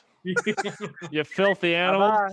So, I'm gonna take that. I'm gonna take Office too. Too bad. Who cares? Too bad. That's what you get for not having a physical copy. Hey, I've seen it. I've seen it 10 times. I've seen it 10 times on Netflix. I'll watch it again. About you crybabies. They couldn't wait till December 31st, so we're like, let's pull it on Christmas Day. Yeah. Yeah, dude. Why? Or you could do what I do and do what most of us do and just pull buy DVDs and Blu-rays and watch it right now after this podcast. Instead of waiting for that time. For the price of $2. I don't like physical copy. The physical copy thing. I can't do physical copy. Digital's the way of the future. Well, I still can't believe the same studio that did fucking Emoji Movie did Spider-Verse, man. That's fucking nuts. Hey, every dog has their day, as the old saying goes. So. Exactly. So I do want to mention the sequel of Spider-Verse will be coming in 2022. So it's going to take some time, but we're going to get it. And at the end, if everyone remembers, spoilers, Spider-Verse, at the end of it, at the very end credits, there is introduced Spider-Man 2099. Miguel, I can't remember his last name, but he's voiced by Oscar Isaac. Oh, yes. Who's now in talks to play Moon Knight for a Disney Plus series or movie. Who knows? He's too short to be Moon Knight, but whatever. They'll give him boosters in his shoes. I don't think they care about that. They gave him to Vin Diesel. They'll give him the Oscar. Fucking. Yeah, and then also The Office will be leaving Netflix and will be going to NBC's streaming service, appropriately titled The Peacock. Peacock. Yeah, the Peacock. And all the white girls in the world were suddenly That's silent. what she said. All the white girls are probably dying right now. Oh my god, I love The Office. It's the funniest show. Can you imagine the ratings drop at Netflix once they take that off, dude? So yeah, well, I mean, people are gonna be like, again, they're gonna be like, why can't we have Netflix, or why can't we have The Office on Netflix? Well, they have Schitt's Creek right now, and Schitt's Creek has been like killing people, with awards and shit. killing people. Man, Schitt's Creek sucks, man. I don't get it. Did you do your 3 That episodes? show's garbage. Did you do this your 3 And episodes? I love those two, but that show's garbage. Did you do your 3 episodes? Huh? Did you do your 3 episodes? I did the 8 episodes. Oh wow! Wow. Wow! Wow. It's garbage. So he did Because you love Eugene Levy that much. Oh my Yeah, God. I love Eugene. I love him, and I Wow. like her. Like, So you went balls deep and then still hated it, huh? yeah, it's not as funny as everybody like I know everybody blowing said it up. It It's may a- not be as terrible as I say it is, but it's also not as great as everybody's licking the lollipop. Is it the Bob's Burgers of Netflix Nah, comedy? I won't go that far. No, Bob's Burgers is far worse. Okay. Far worse. Oh wow. Okay. Far worse. I just don't get Bob's Burgers. Far worse. I don't get Bob's Doesn't make any Burgers. sense. Well, to me. you might not get Deadpool 3 then. Which Because kind of hurts my soul because then I I'll love sit those movies. Then I'll sit Deadpool 3 out. Yeah. So be it. It's not hurting my skin. so Yeah. next up, we've got from Collider.com, Godzilla versus Kong likely heading to streaming, setting up Netflix versus HBO Max battle. So this was days ago, and it says here, in the wake of giant blockbusters like Mulan and Wonder Woman 1984 debuting on streaming instead of waiting for mass theatrical exhibition to be safe again, Godzilla vs. Kong might be embarking on a similar path. Per the Hollywood Reporter, it is very likely that the big budget MonsterVerse crossover extravaganza will make its bow on a streaming service. And Which so, one? well, what it said here, There's a bidding war for it. Netflix sources say that Netflix swooped into Legendary with an offer worth more than $200 million for its streaming debut. An offer that How would does give Warner Brothers Legendary not have this already? what? How does Warner Brothers not have this already? Well, that's why. So an offer that would give Legendary a nice piece of cash flow, especially given the fact that it's carrying the majority of the financial burden of an unreleased blockbuster film, and Netflix a nice piece of international cultural relevance. This offer has allegedly prompted the powers that be at HBO Max to scramble and find their own counteroffer to keep it all in the WB family. However, a Warner Brothers spokesperson commented, "We plan to release Godzilla vs. Kong theatrically next year as scheduled." So the theatrical release date at the moment is May 21st, 2021, but a lot can happen between now and then, especially if pandemic era woes are packing into a theater stay as prevalent as they are now. If I had to guess who will win between Netflix and HBO Max, my money's on the big red N, especially given how much money they continue to have during the pandemic. Wild cancellations notwithstanding. How much HBO Max and WB just scrambled and faltered with their Tenet and Wonder Woman 1984 bunglings, and how desperate Legendary must be to earn some kind of return investment on this property. Plus, Netflix wants as many big budget blockbusters as they can acquire, especially given the lucrative money available in international markets like China, which Netflix does not have a presence in. Maybe Netflix can include a limited theatrical release in safe countries as part of their offer, only growing their footprint into the size of, well, a giant kaiju. So, but supposedly HBO Max is like blocking that offer because they wanna pretty much lay their kaiju dick down and say like, this is all. Also, I would be remiss To not mention that a lot of the reason why you're seeing these pushes out is not solely because of COVID and the movie industry dying. A lot of the reasons why you're seeing these movies pushed out is because a lot of people don't know that movie studios take investments out from the bank. And when they take investments out from the bank, each day that interest goes up and up and Right. up and up and up. And as that interest keeps going up and up and up and up and up, the bank goes, let's cut bait now and take it out. So that means that if they sell it to someone, let's say Netflix, the bank's going to take a huge amount of that interest, and the bank is pushing this because they want their interest and they want their pound of flesh in spades. Right. That's why this is happening a lot. Yep. So it says here in the Hollywood Reporter, so with the so similar to what they're doing with Wonder Woman 1984, where they're releasing it in theaters on December 25th, and then it's also going to be available on HBO Max. That's what they're saying that HBO Max and Warner Brothers may do as well, because they're going to release it theatrically when it's in May, and then also have it available for streaming. So, but again, like it seems like they're after like trying to keep it within their property. Yeah. Because if they have a streaming service anyway, they might as well like what they're doing with 84, just use it, you know.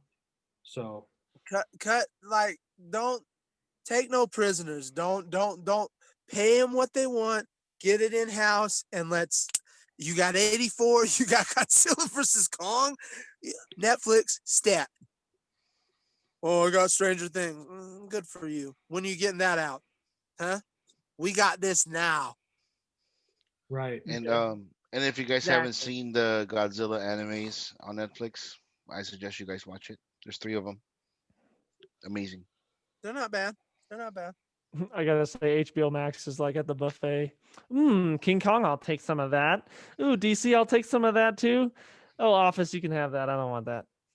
Well, and that's why I say their real big competition is Amazon, because Jeff Bezos has the money to wipe you all out. Oh, Jeff Bezos can buy the whole buffet. I'm like, shit. I don't think he even cares. That's what I'm saying. I don't think he cares enough about it right now to even do anything. Exactly. I don't think he cares either. That's why I'm saying enjoy what you got right now, you puny mortals. Yep. Enjoy it. I swear, because man. Jeff Bezos. We may get a swerve. We may get a swerve where y'all get knocked out, and Amazon is the globe goblin of all. I bought Disney. I bought Netflix. I bought HBO. We'll see. He's starting to look more like Lex Luthor each and every day. He's got like that Infinity Gauntlet with those screaming gemstones. Down. And Mrs. Bezos is Iron Man. I'm ready to fucking. Well, Mrs. Bezos is HBO Max right now because she's just knocking it out of the park. Like this is probably her. She's gonna be like this. Hey, you know what? Like, fucking let me get half right now.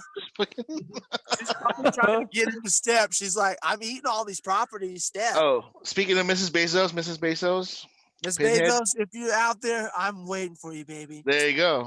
Thank you.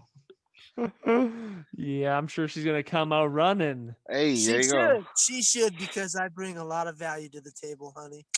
Trust there you me. go. What that tongue do? So, oh shoot! There you go. So, moving on, we've got they've been doing a lot of these like movie marathons, and then they'll pay you to watch if, of course, you win and you get chosen. So this is from Fox5Vegas.com. You can get paid $2,500 to watch 25 Christmas movies in 25 days.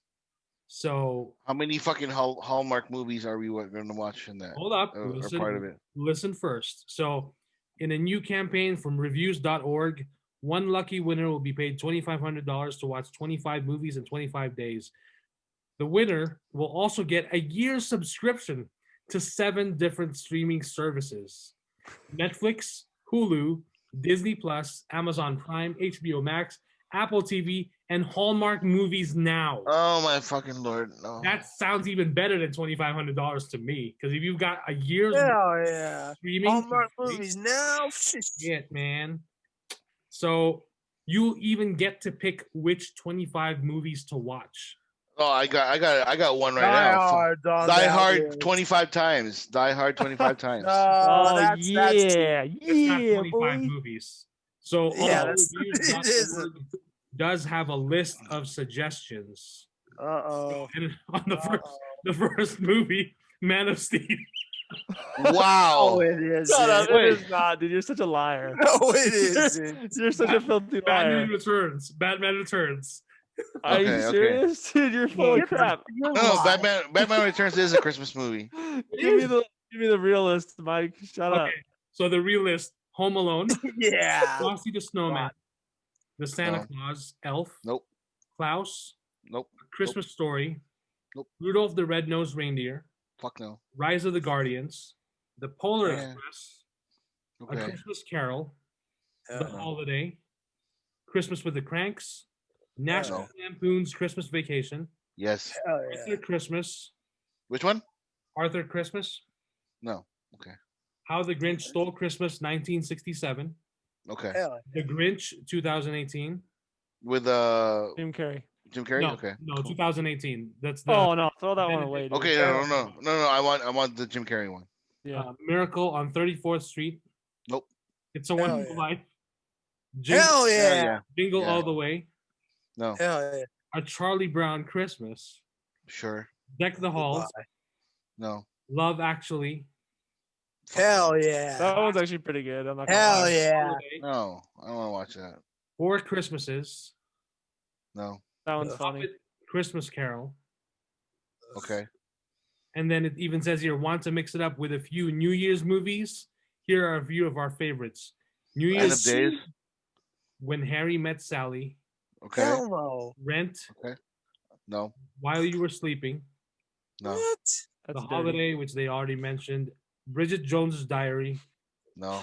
Sleepless in Seattle. Oh God. Holiday Inn. No. Oh God. To Remember. Oh God. About Time. Oh No. God. And The Last Jedi. Okay. Wow. They saved the best for last, huh? Dude, I watched it. On my birthday, and I watched Man of Steel. I watched a little bit of Man of Steel. Mike, how did you feel about The Last Jedi on your birthday? I loved it. See? I loved it. So I should watch it because I'm the one who's really objective out of all 3 of you. So Actually, you might like it. I think. I don't know. I didn't like it the first time just because I was extremely bored by it. I was so tired. So maybe I should watch it again. Yeah, go for it. If you want to endure that torture again. Sure. I know you're sick like that. I really am. Die Hard should be on that fucking list. It should have been like on that list, dude. There was like maybe 2 or 3 that I would actually want to watch, and most of those are kind of rough to get through.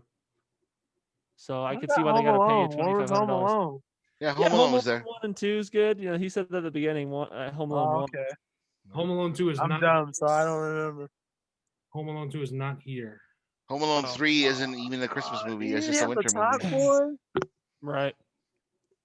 The one it's. Hey, Batman Returns should have been on the list. Yep, Batman Returns should have been on the list. what about that ultimate fucking holiday special Die Christmas movie? Phantasm. They didn't have that on there. Like, that's a Christmas movie. You can make it that way. How come Nightmare Before Christmas was? Yeah, Nightmare Before Christmas. Right, yeah.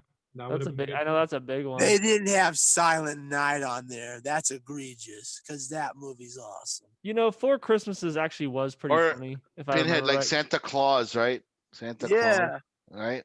Four Christmases had Vince Vaughn and Favreau, right? Because Favreau, I think he was hilarious in that movie, man. He cracked me up, dude. They didn't have Elf should not have been on that list. I saw that for the first time this weekend. You don't like Elf? That movie is trash. Really? Oh, no, I love It's it. garbage. Delete. Love it. Oh, I'm sorry I that love that movie, you dude. guys wouldn't qualify for $2,500 and 7 streaming services. So, sorry. Yeah. With the 7 streaming services, can like you choose to activate those whenever you please? Because like, how do I pick what to watch after that? Like, I've got like 20 shows on one streaming service I want to watch, and I don't have enough time to watch them all. You have to activate. It says. Wow. You have to activate them like simultaneously. HBO Max first, and you watch Yeah, HBO Max first. You watch the Zack Snyder. Then Shudder. Movies first. Then Shudder. Then Netflix. Man of Steel, BVS, and then Wonder Woman, Aquaman, fuck the Justice League, Suicide Squad. Yeah, Suicide Squad was okay. Easy. Suicide Squad was cool. It was fun, but I didn't like the Will Smith show. But Batman v Superman. I didn't like what's her name? Enchantress's dancing. Like it threw me off. I just didn't understand how like an artifact, like literally her job was to like collect artifacts and then treat them with utmost respect. She broke it. She picks up and then drops it. Like, are you kidding me? Whatever. Anyway, moving on. Alrighty. So the Animaniacs reboot accidentally airs phone number from Sex Hotline. I just thought this was funny. Like, Wait, what? Wait, what? So the Animaniacs reboot accidentally, airs phone number for a sex hotline.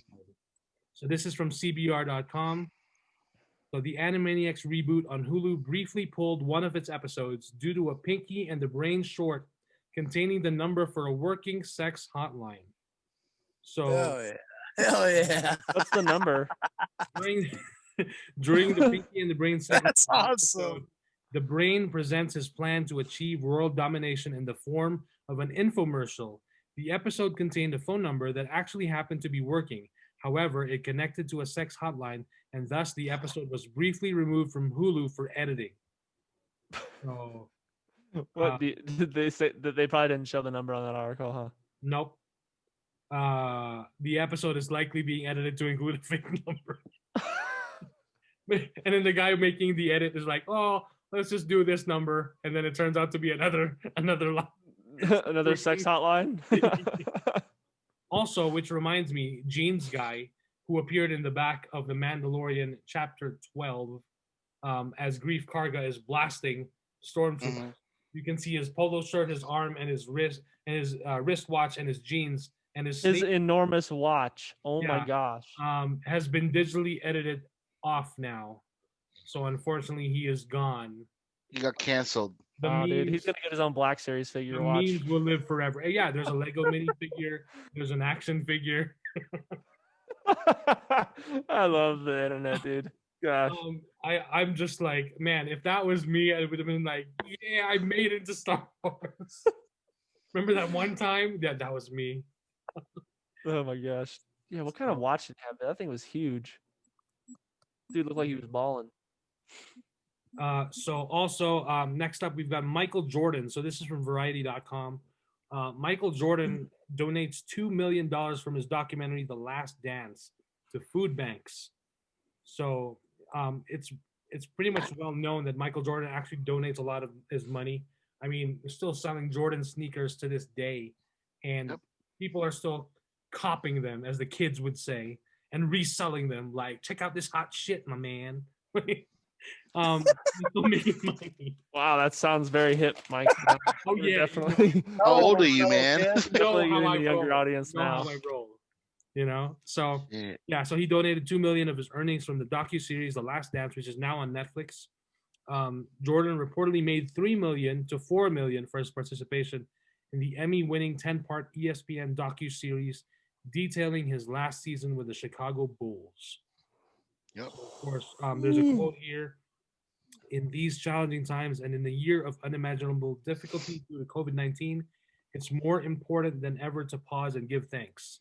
Jordan said in a statement on Wednesday, I am proud to be donating additional proceeds from The Last Dance to Feeding America and its member food banks in the Carolinas and Chicago to help feed America's hungry. So, which is awesome, which is great.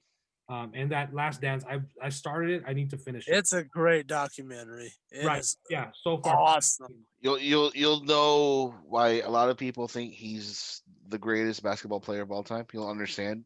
Yep. It's that mindset. He's like, I will do whatever it takes to beat you, and like a lot of people with great talent, they're great at what they do with sports or with basketball, but they don't have that mindset.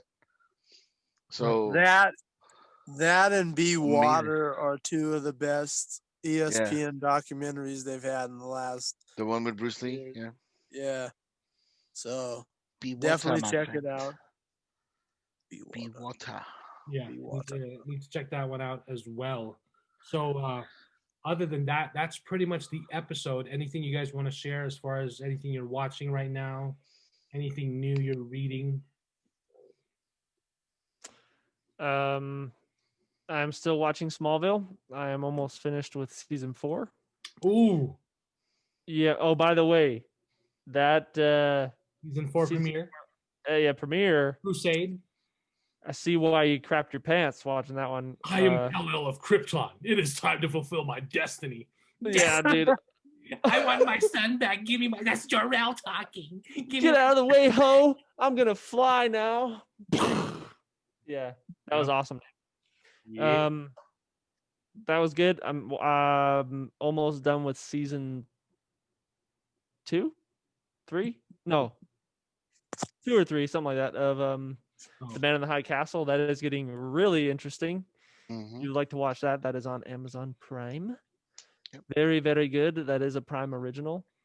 Yep. And I am currently listening to the sequel to Ready Player One. Hell yeah, I'm waiting for that. Ready Player 2 is now available on Audible.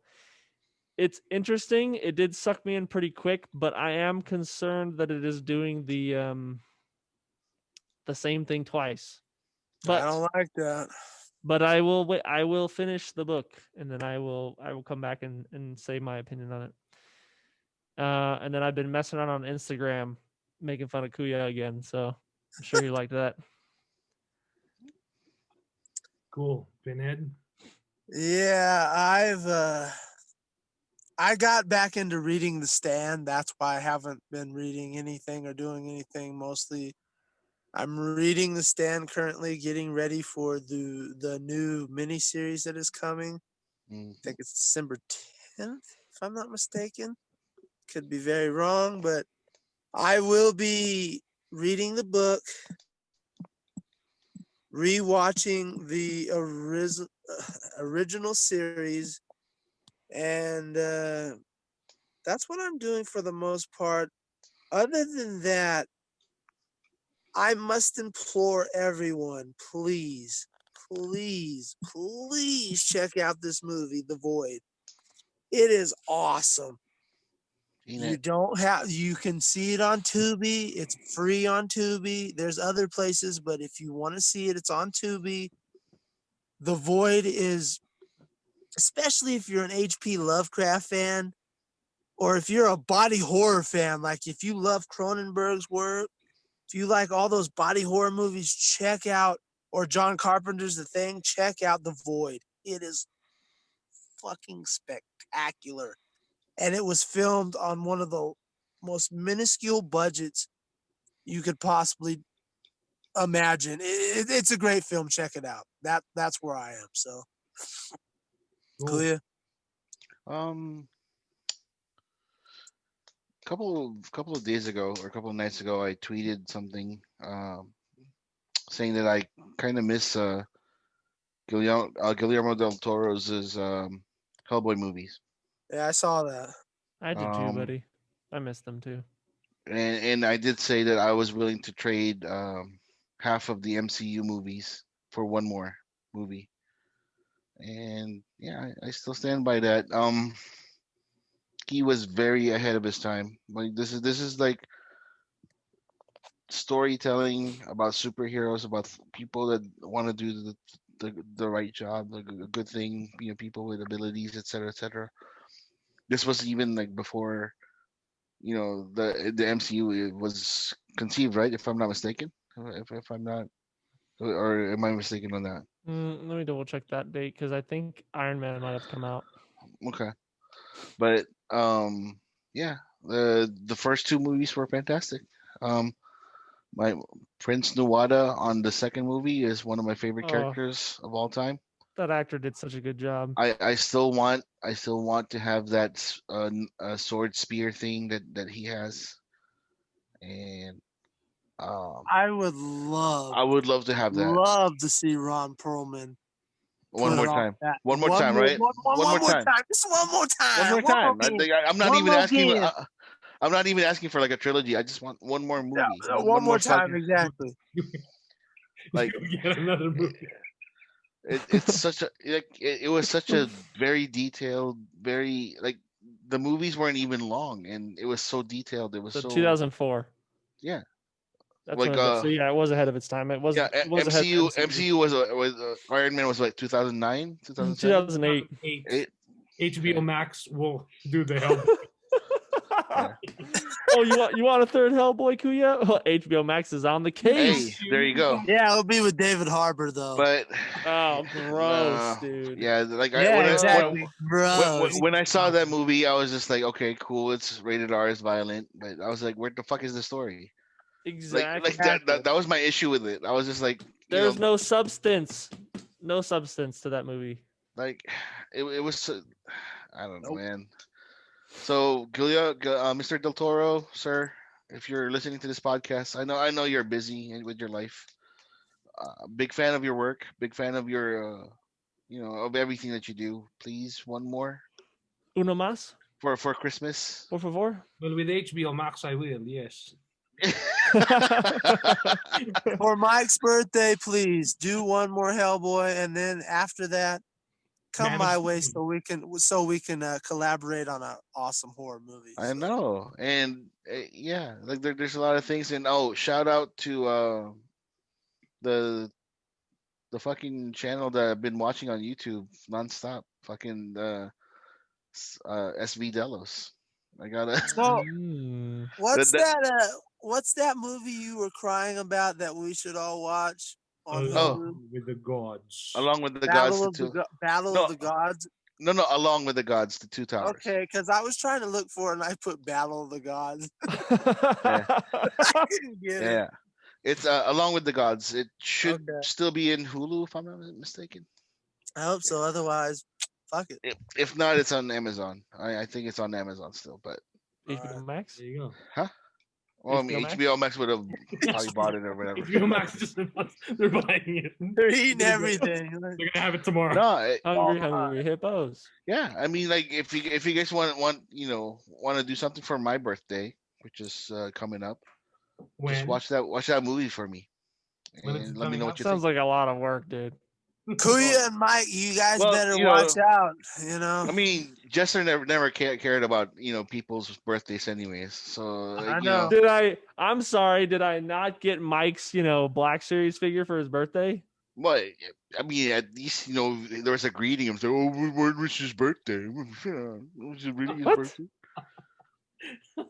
I mean, like that was just a nice, quick purchase, but to get waterboarded by Along with the Gods for who knows how long that movie is for your birthday, I'm kind of like, yeah, no, I'm good, dude. Sorry. Wow.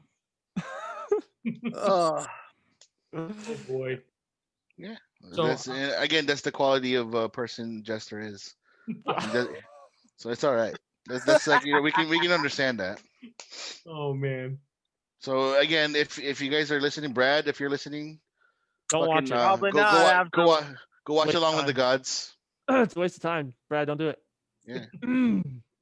If you want objectivity and you want storytelling, if you want like good things that you want to, whatever, go watch that movie. Come on, Brad. And if you want some kick-ass horror shit, watch The Void because that movie's working. Oh yeah, Tubi for The Void. Yeah. Yeah. Brad's gonna say after he watches Along with the Gods, Thor Ragnarok. Well, he's gonna be like, oh yeah, you're right. Fucking Thor Ragnarok sucks balls. That's basically what he's gonna He's gonna say. be like Thor Ragnarok. No wonder why you hated it. You like that garbage. Oh gosh, Jester, I wish I listened to you, man. I almost drowned watching that movie. Oh my gosh, it was horrible. Well, if you guys like Train to Busan, Along with the frauds, okay. there you go. Along with the Frauds. I can't. God, sorry. I'm telling you, Korean movies are far superior than Hollywood movies right now. Let me just say that right now. And that's Are they making billions of dollars right now? It doesn't matter. I do. Are you gauging the quality of a movie by how much it makes? Ooh. Doesn't really matter that much anymore because Hollywood ain't making much money right now either. Yeah. No, you're right. I so that. Parasite shouldn't, is or La La Land is better than Parasite. Ooh. If that's what you're trying to say. Parasite's better than La La Land was garbage. I didn't like that movie. Yeah, but it made more money than Parasite. Ooh. Yeah, but Parasite was way better film wise. Okay. All right. They both won Oscars though, didn't they? No. Yeah, didn't it? No. La La Land didn't win the Oscar. Remember, it got reversed. They had that flub. They had that big That's It went to the rightful movie. Everybody blamed Warren Beatty, and it wasn't his fault. Yeah, he just read whatever it's on the he read what was on there. It wasn't his fault. Everybody. It says La La Land. Like Warren Beatty, that was the nomination card. It's not the answer card. Oh my assholes gave me the wrong That's the worst position to be in. Tracy on you. Like Steve Harvey, Miss U, and then Miss Universe is. Oh my God, that was crazy. And the look that he had on his face. Oh, I do want to mention on Netflix, The Queen's Gambit is a pretty awesome show. I gotta check that out. If you guys want to watch a series, Queen's Gambit. Anya Taylor-Joy, and she's said, awesome. like she doesn't have a face for movies. Like, what are you talking about, lady? Like, and she's I don't know who you're talking about and that's one thing I do want to mention. I didn't mention last week. New Mutants. Whoo! That was a pleasant surprise. That was a very pleasant surprise. Really? It was a very enjoyable film. Like, was it flawed? Yes, it was extremely flawed, but there was so much potential there that I hope. Imagine the real cut Pinhead when it was supposed to be a horror movie. Yeah, I know. That's why I'm like. Imagine that. We want the mutants. The New Mutants cut. Mutant cut. Hell yeah. We want the horror cut, man. New Mutants cut. Ooh, ooh. Oh yeah, what's this stuff I hear about #Save Daredevil? Oh, so today, November 29, is the day that the rights went back to Marvel. So now Marvel can actually, there's a whole movement going on. Hey, because those releases got wackos. Yeah, because you gotta be original. Yeah. So since the rights went back to Marvel, a lot of the fans are tweeting that hashtag in support. We need a Daredevil movie. Is that what it is? No, to get Charlie Cox, who played Matt Murdock in the Netflix Daredevil series, to start that show up again because it ended in season 3, right? Season 3. Yep. Yeah, where Bullseye's getting injected with adamantium. Right, and so it's hashtag Save Daredevil. They want, now that Disney has the rights again, they can actually put it on Disney Plus. But it might be too violent. Kevin Feige hates that. So HBO Max will buy Daredevil. Yeah, Kevin Feige hates the Marvel TV shows, man. That's what sucks is that Daredevil was so good, man. So was Punisher, man. I loved Daredevil every minute of it. It was just so well put together. It was gritty. It was rough, and if Disney does decide to do it again, like Mike was saying, it probably won't be as rough and gritty as it was when it was on Netflix, unfortunately. Oh, no way. It'll be like, as they said in Kickboxer, that tip tap bullshit. Yep. Mylene, you bleed like Mylene. So, yeah, Mylene. baby. I did tap on the hashtag Save Daredevil, and there is an account which is just all about Save Daredevil, official account for the hashtag Save Daredevil fan campaign. Head to our website to sign the petition and get involved. And they even have Braille on the bio. But wow, it's cool. But how is anyone gonna feel the Braille on the screen? They won't be able to read it.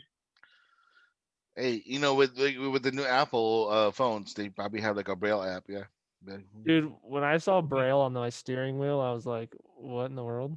Who's driving blind?" Matt Murdock. Stevie Wonder. Californians. So hey, this is looking. This is looking a lot like a little movement called "Release the Snyder Cut," which a lot of people were like, "It's not gonna happen. It doesn't exist." Wow, look at all posts. Wait, you think Kevin Feige's gonna fold? Huh?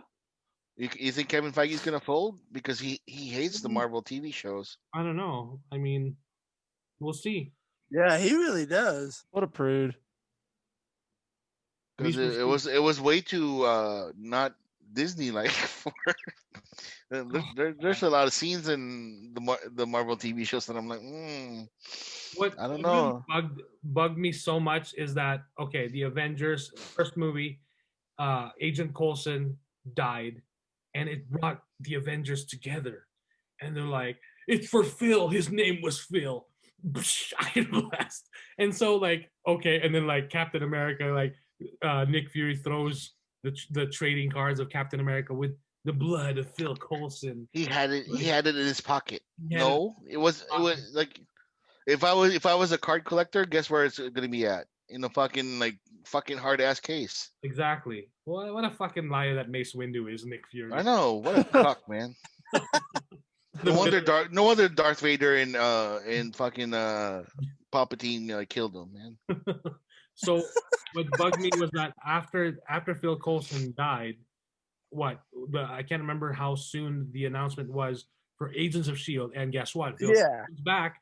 I'm like, okay, cool. They explain it, whatever. I was thinking it was before. I was thinking it was before, before before the Avengers. The timeline is after the Avengers. Okay, cool. So I was thinking, at one point when we get to the sequel for Avengers: Age of Ultron, we're gonna see the Avengers see that Agent Phil Coulson is still alive, right? No. So what's the point of being an Avenger? We're gonna see him, right? No. So the reason for the Avengers getting together is never even addressed in the cinematic universe. And nobody likes to point that out because Marvel is. So why is there Agents of S.H.I.E.L.D. then? Good question. For money. Because Disney wanted the money and they wanted. Because the whole inciting incident of why Agents of S.H.I.E.L.D. was created was for that sole purpose alone. Yep. Right. And I heard the show has been great. It really. Now. Towards the I would only tune in when there was a crossover episode with a movie with an MCU, and I tune out. When they had Ghost Rider, that was awesome. That's when when they had Ghost Rider, I was like, oh yeah. But it wasn't Johnny Blaze, right? It was a different Ghost Rider. No, Johnny Blaze was in the episode though. Oh, he was. Okay. Yeah, he came and gave. Was it Danny? I think his name was Danny. He gave him the Remember rider. that shit show movie that Nick Cage had? That was awesome. You mean the first Ghost Rider, awesome. right? Not the second one. The second one was absolute horrendous. The director was like, yeah, Nick, just do whatever the hell you want. And he's like the entire movie. And you're like, what in the world are you doing, bro? Calm down. It was horrible. Horrible. The effects. Eva Mendes, was it Eva Mendes? She was in the first one. She saved that movie. She's awesome. She's been notorious for being in a lot of shit movies that you just like looking at her. Oh man, The Spirit. I liked Ghost Rider 1, the first one. In Spirit. Too Fast, Too Furious, We Own the Night, Too Fast, Too Furious. Agent Brian O'Connor is driving, can't take his eyes off of her. Like, yeah, and that was still a shit movie. And then Paul Walker crashes. Oh. Bum, bum, bum, bum. Not too soon. I'm so getting canceled. Or was it? Not too soon. Not too soon. Not too soon. Nah. Oh man. Alrighty. She was in gosh, what was she in too? She was in the one with she was in a good one. She was in the one King with Kong the Ain't Got Nothing on Me movie. yeah What's that the movie called? Training Day. Yeah. Training Day. Yeah. She was the girlfriend. Yeah. One. Oh. You know what else she was in? Children of the Corn 5, Fields of Terror. So, you know. Hey, man. Oh, she was also with the others. Yep. The one, the comedy thing with Marky Mark and fucking Will Ferrell. Oh, the other guys. Yeah, the other guys. That's right, dude. Wife that he's always trashing. Yeah, it's like, get away from me, woman. No, because The other guys. Mark Wahlberg's like, oh no, who is that? He's like, that's my wife. He's like, no, wait, seriously, who is that? No, seriously. Hey, get away from me. Get away from me, woman. I forgot about that. Okay. Yeah, she was in that. And she was on Stuck on Me too, so that was all right. Well, that was a funny movie. I forgot about that. Yeah. She was on Hitch. That movie sucks. I actually like that movie. She was Oh in my the gosh. night at the Roxbury. Yeah, she was there. Never saw it. Really? Nope, never saw You'd like that one. That one's funny. it. Really? Yeah, that was pretty funny, You dude. said Shrek was my humor too. Like, I'm starting to doubt you now. Wait, did you watch it? No, but I'm like starting to doubt you. Like, you're saying Shrek is my humor. And How can Night you at the doubt me if you Roxbury- haven't seen it yet? Because you're like, I seen these trailers and it like, I don't think you know my humor. Don't watch the trailer. You're a sweetheart deep down. I know you are. You'll like that. You'll like it. Yeah. He just called you Shrek, Pinhead. I know. That's why I'm getting offended. Counterintuitive to your Instagram stories. You're a sweetheart, not an asshole. We just found out this week that Pinhead has not seen one of the early 2000s greats animated films, and that is the meme worthy and legendary Shrek. So Well, hey, I tell you what, you let me borrow Shrek, I'll let you borrow Godfather. surprisingly enough, I don't have Shrek on physical. I don't either. Yeah, I need to get on that. That's a no. I need to do that. Yeah. Yeah. I think I have it, but I'm in Arizona, so I know. Ship it to him. Pay back for Disney Plus, dude. Get on it. Freeloader. Maybe I'll gift you one or something. I don't know. No, it's all right, man. Give him the Shrek complete package. Pinhead, my wife thanks you for Disney Plus because she gets to watch the old Disney musicals and shit, man. That's awesome. Hey. She's welcome. She's welcome. She saw bedposts and fucking what was that? Knobs and broomsticks. Yeah, bed knobs and broomsticks. And like I was watching it, like, you know, I woke up and she was laughing, right? And I was like, "What are you watching?" "Oh, Bed Knobs and Broomsticks with Angela Lansbury." I'm like, "Oh yeah." So I ended up like watching it. Like, you know, it was like halfway done. I ended up watching the rest of the movie with her. I was like, "Oh, that's cool." Well, I'm glad you guys are enjoying it. I really am. I know, and she was like, "Make sure you thank James for this," and I'm like, "All right, I will." It's no problem, man. Trust me. It's my pleasure. So speaking of Disney Plus, has anyone checked out the Marvel 616 docuseries yet? No, I've been wondering what that's all about. So it's an anthology documentary series exploring the impact of the Marvel Comics universe. The first episode is about the Japanese Spider-Man. Yeah. Like in the 70s, I believe. Yeah. And then there's one on cosplay. There's one on the artists. There's one on,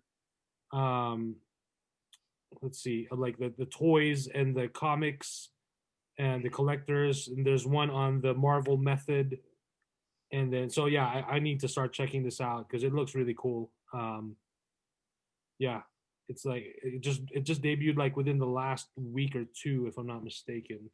So yeah, I need to check it out as well. It looks fun. Yeah. I got it out. And then, of course, after The Mandalorian wraps the season, we're going to be taking a break for a bit. But then not too long, on January 15th, as long as they don't change it, we're going to be getting the first Marvel cinematic Disney Plus series, WandaVision. Wanda. So we're going to be discussing that as well. Why? Because Flo, you're the comics expert here. I'd like to get your feedback. So okay, I'd rather not. I do want to mention something interesting I was trying to do with Mandalorian Chapter 13, and I guess Netflix does this as well. I tried to take a screenshot of Ahsoka with when she brandishes her lightsabers, and all you get is a black screenshot. They're not allowing you to take screenshots. If you want to take a screenshot, you got to physically take your phone and take a picture of the screen, but you can't take a screenshot of those episodes, of those chapters. I'm not sure if it's Mandalorian. It might be all of their content, but Netflix, supposedly, Julie mentioned that Netflix does it for their Korean shows as well. You can't screenshot our Korean shows. Wow. Goodness gracious, that might promote our service, because we're all pretty filthy rich. Now I'm discovering a flaw in the system, unless this just hit. So earlier we were trying to look for a Christmas movie, and I was thinking we haven't seen the Santa Claus with Tim Allen. So I search on Disney Plus, and what comes up? The Santa Claus 2 and the Santa Claus 3, The Escape Clause. What do I want to watch? The first one. And it didn't come up. But lo and behold, it's here on my phone, but it wasn't on my TV. So something's up. Unless, now the Santa Claus collection is there. It's on the header. The first one's good. The other two are.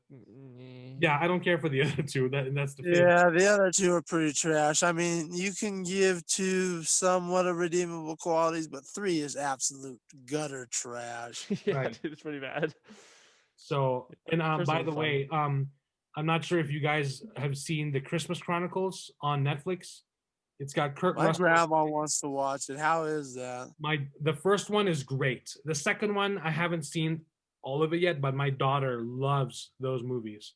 The first one is really great, and it's really cool to see. What's his name? Kurt Russell. Kurt Russell as Santa. And his wife is in there, or his not so wife is in there, right? Goldie Hawn. Yes, she's in there. Yeah. So he's really cool. He sells Santa, and when he does, he yells like an Elvish, and he has the magic. It's really cool. It's a different take on. I mean, not a different take, but it's I don't know, maybe a more DC take on Santa. Wait, are you guys gonna watch Fat Man? I do want to see Fat Man. I want to see Fat Man so bad. As do I. Yeah. That's the DC's take on Santa Claus. I was gonna say I heard it's fantastic too. It's actually really good.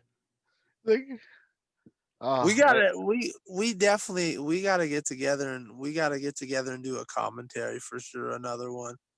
Yeah. Well, I feel like we need the fans. We need the fans to we can do a Zoom meeting and then watch a YouTube a YouTube movie, because there's not a lot of free YouTube movies. Just roll with it and just start commenting on how shitty it is or whatever. All you gotta do is share watch. It's pretty easy. Yeah, we can do that. I feel like we need to do a commentary on Thor Ragnarok. We definitely need to do a commentary on RoboCop. I will be like this. I will be RoboCop like 3. I'm in for RoboCop 3.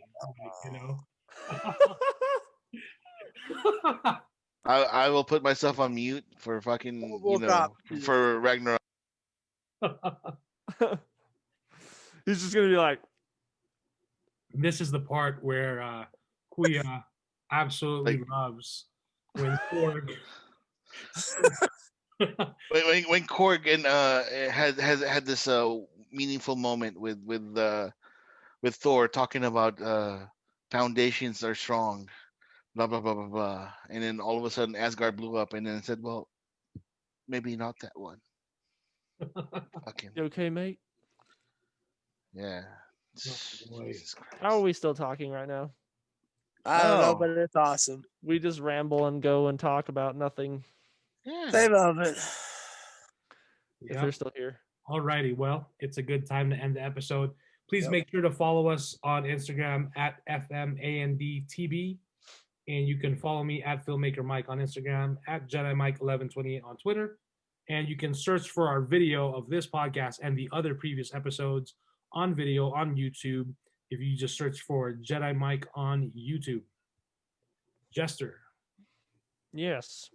My Twitter is at SequesterJ. I will be posting previews of these episodes on there, as well as my Instagram, which is the Sequester Jester. I will have previews on there as well, with the occasional skits, comedy skits. You can see my last one slamming Kuya again, so that was fun to Get make. more of those. Come on. Yeah, you want some more of those, guys? I want some more skits. Like you're lacking on the skit. Those are rookie numbers. Rookie numbers. Yeah, pump those numbers up, man. Yeah, I know. So, all right, Kuya. Again, for mediocre memes and videos and stuff, go follow Sequester Jester on Instagram. Whatever. Anyways, yeah, that's it. Pinhead, go ahead. For me, follow me on Instagram at Pinhead198. You can follow all the fun there, or you can follow me on my Facebook, which would be James Crump. Go out there and send me some questions. I'll answer them, no matter how egregious and violent they are. So follow me on those. I'm getting back on my Facebook, so go on, trash me, lick me, kiss me, at me. Yeah. At me. Yeah. Don't forget to leave voicemails and critiques and comments. Sweet nothings in my ear. Oh, you're a beautiful human being, baby. Oh, that won't be it, but thank you. The Last of Us 2. You're a fucking piece of douchebag shit. The Last of Us 2 is the best. The Last of Us 2 is the greatest masterpiece ever, and you know it, James. So just shut the fuck up and stop talking. Pinhead, I love it's our masterpiece, damn it. That boat ride that you talked about, that's my favorite part. He sounds like a 70-year-old with a woman with lung cancer. Pinhead, you're wrong about The Last of Us 2 because Abby gets done in the buttocks, and that's the best part of the whole game.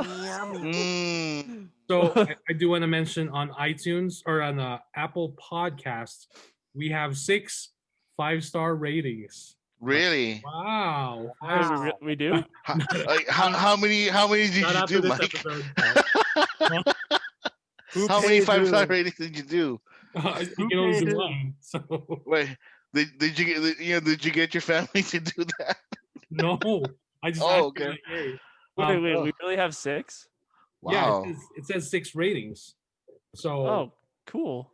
Yeah, and then there is. Thanks, guys. There is one review there. November 28 was posted from Jester's Property. I wonder who could this be. Oh, Jesus. 5-star rating, of course. The title of the review is "I want to have your babies." I want to have your babies. Flame fire emoji. Jester seems like the type of man that after having sex, he'd say thank you by spanking you. Oh my God. So dude, that was probably my wife, dude. I swear. That's our first review. Probably was. We're still waiting for other reviews. So how many 1-stars do we got? There's none. 100. After this episode, we'll probably get a bunch. It's all downhill from here. Yeah. Hey, that's what we're looking for. Isn't that what we said the last episode? That it's all downhill. Like this is our last episode, but then we still do it. Yeah. So just keep saying it so it doesn't happen, and then times we don't say it, that's when it happens. That's why we shoot our shot. Like right, Mrs. Bezos. What's up? Like hell it's yeah, available. baby, come to me. Woo! Y'all keep calling her Mrs. Bezos, but she's not Mrs. Bezos anymore. Whatever. I don't know her name. I'm done with him. She can call herself known as Mrs. Crump. She can buy Mrs. Bezos She's as her gonna be name. known as Mrs. Crump here pretty soon because I'm gonna fucking give her that Ric Flair drip. Woo!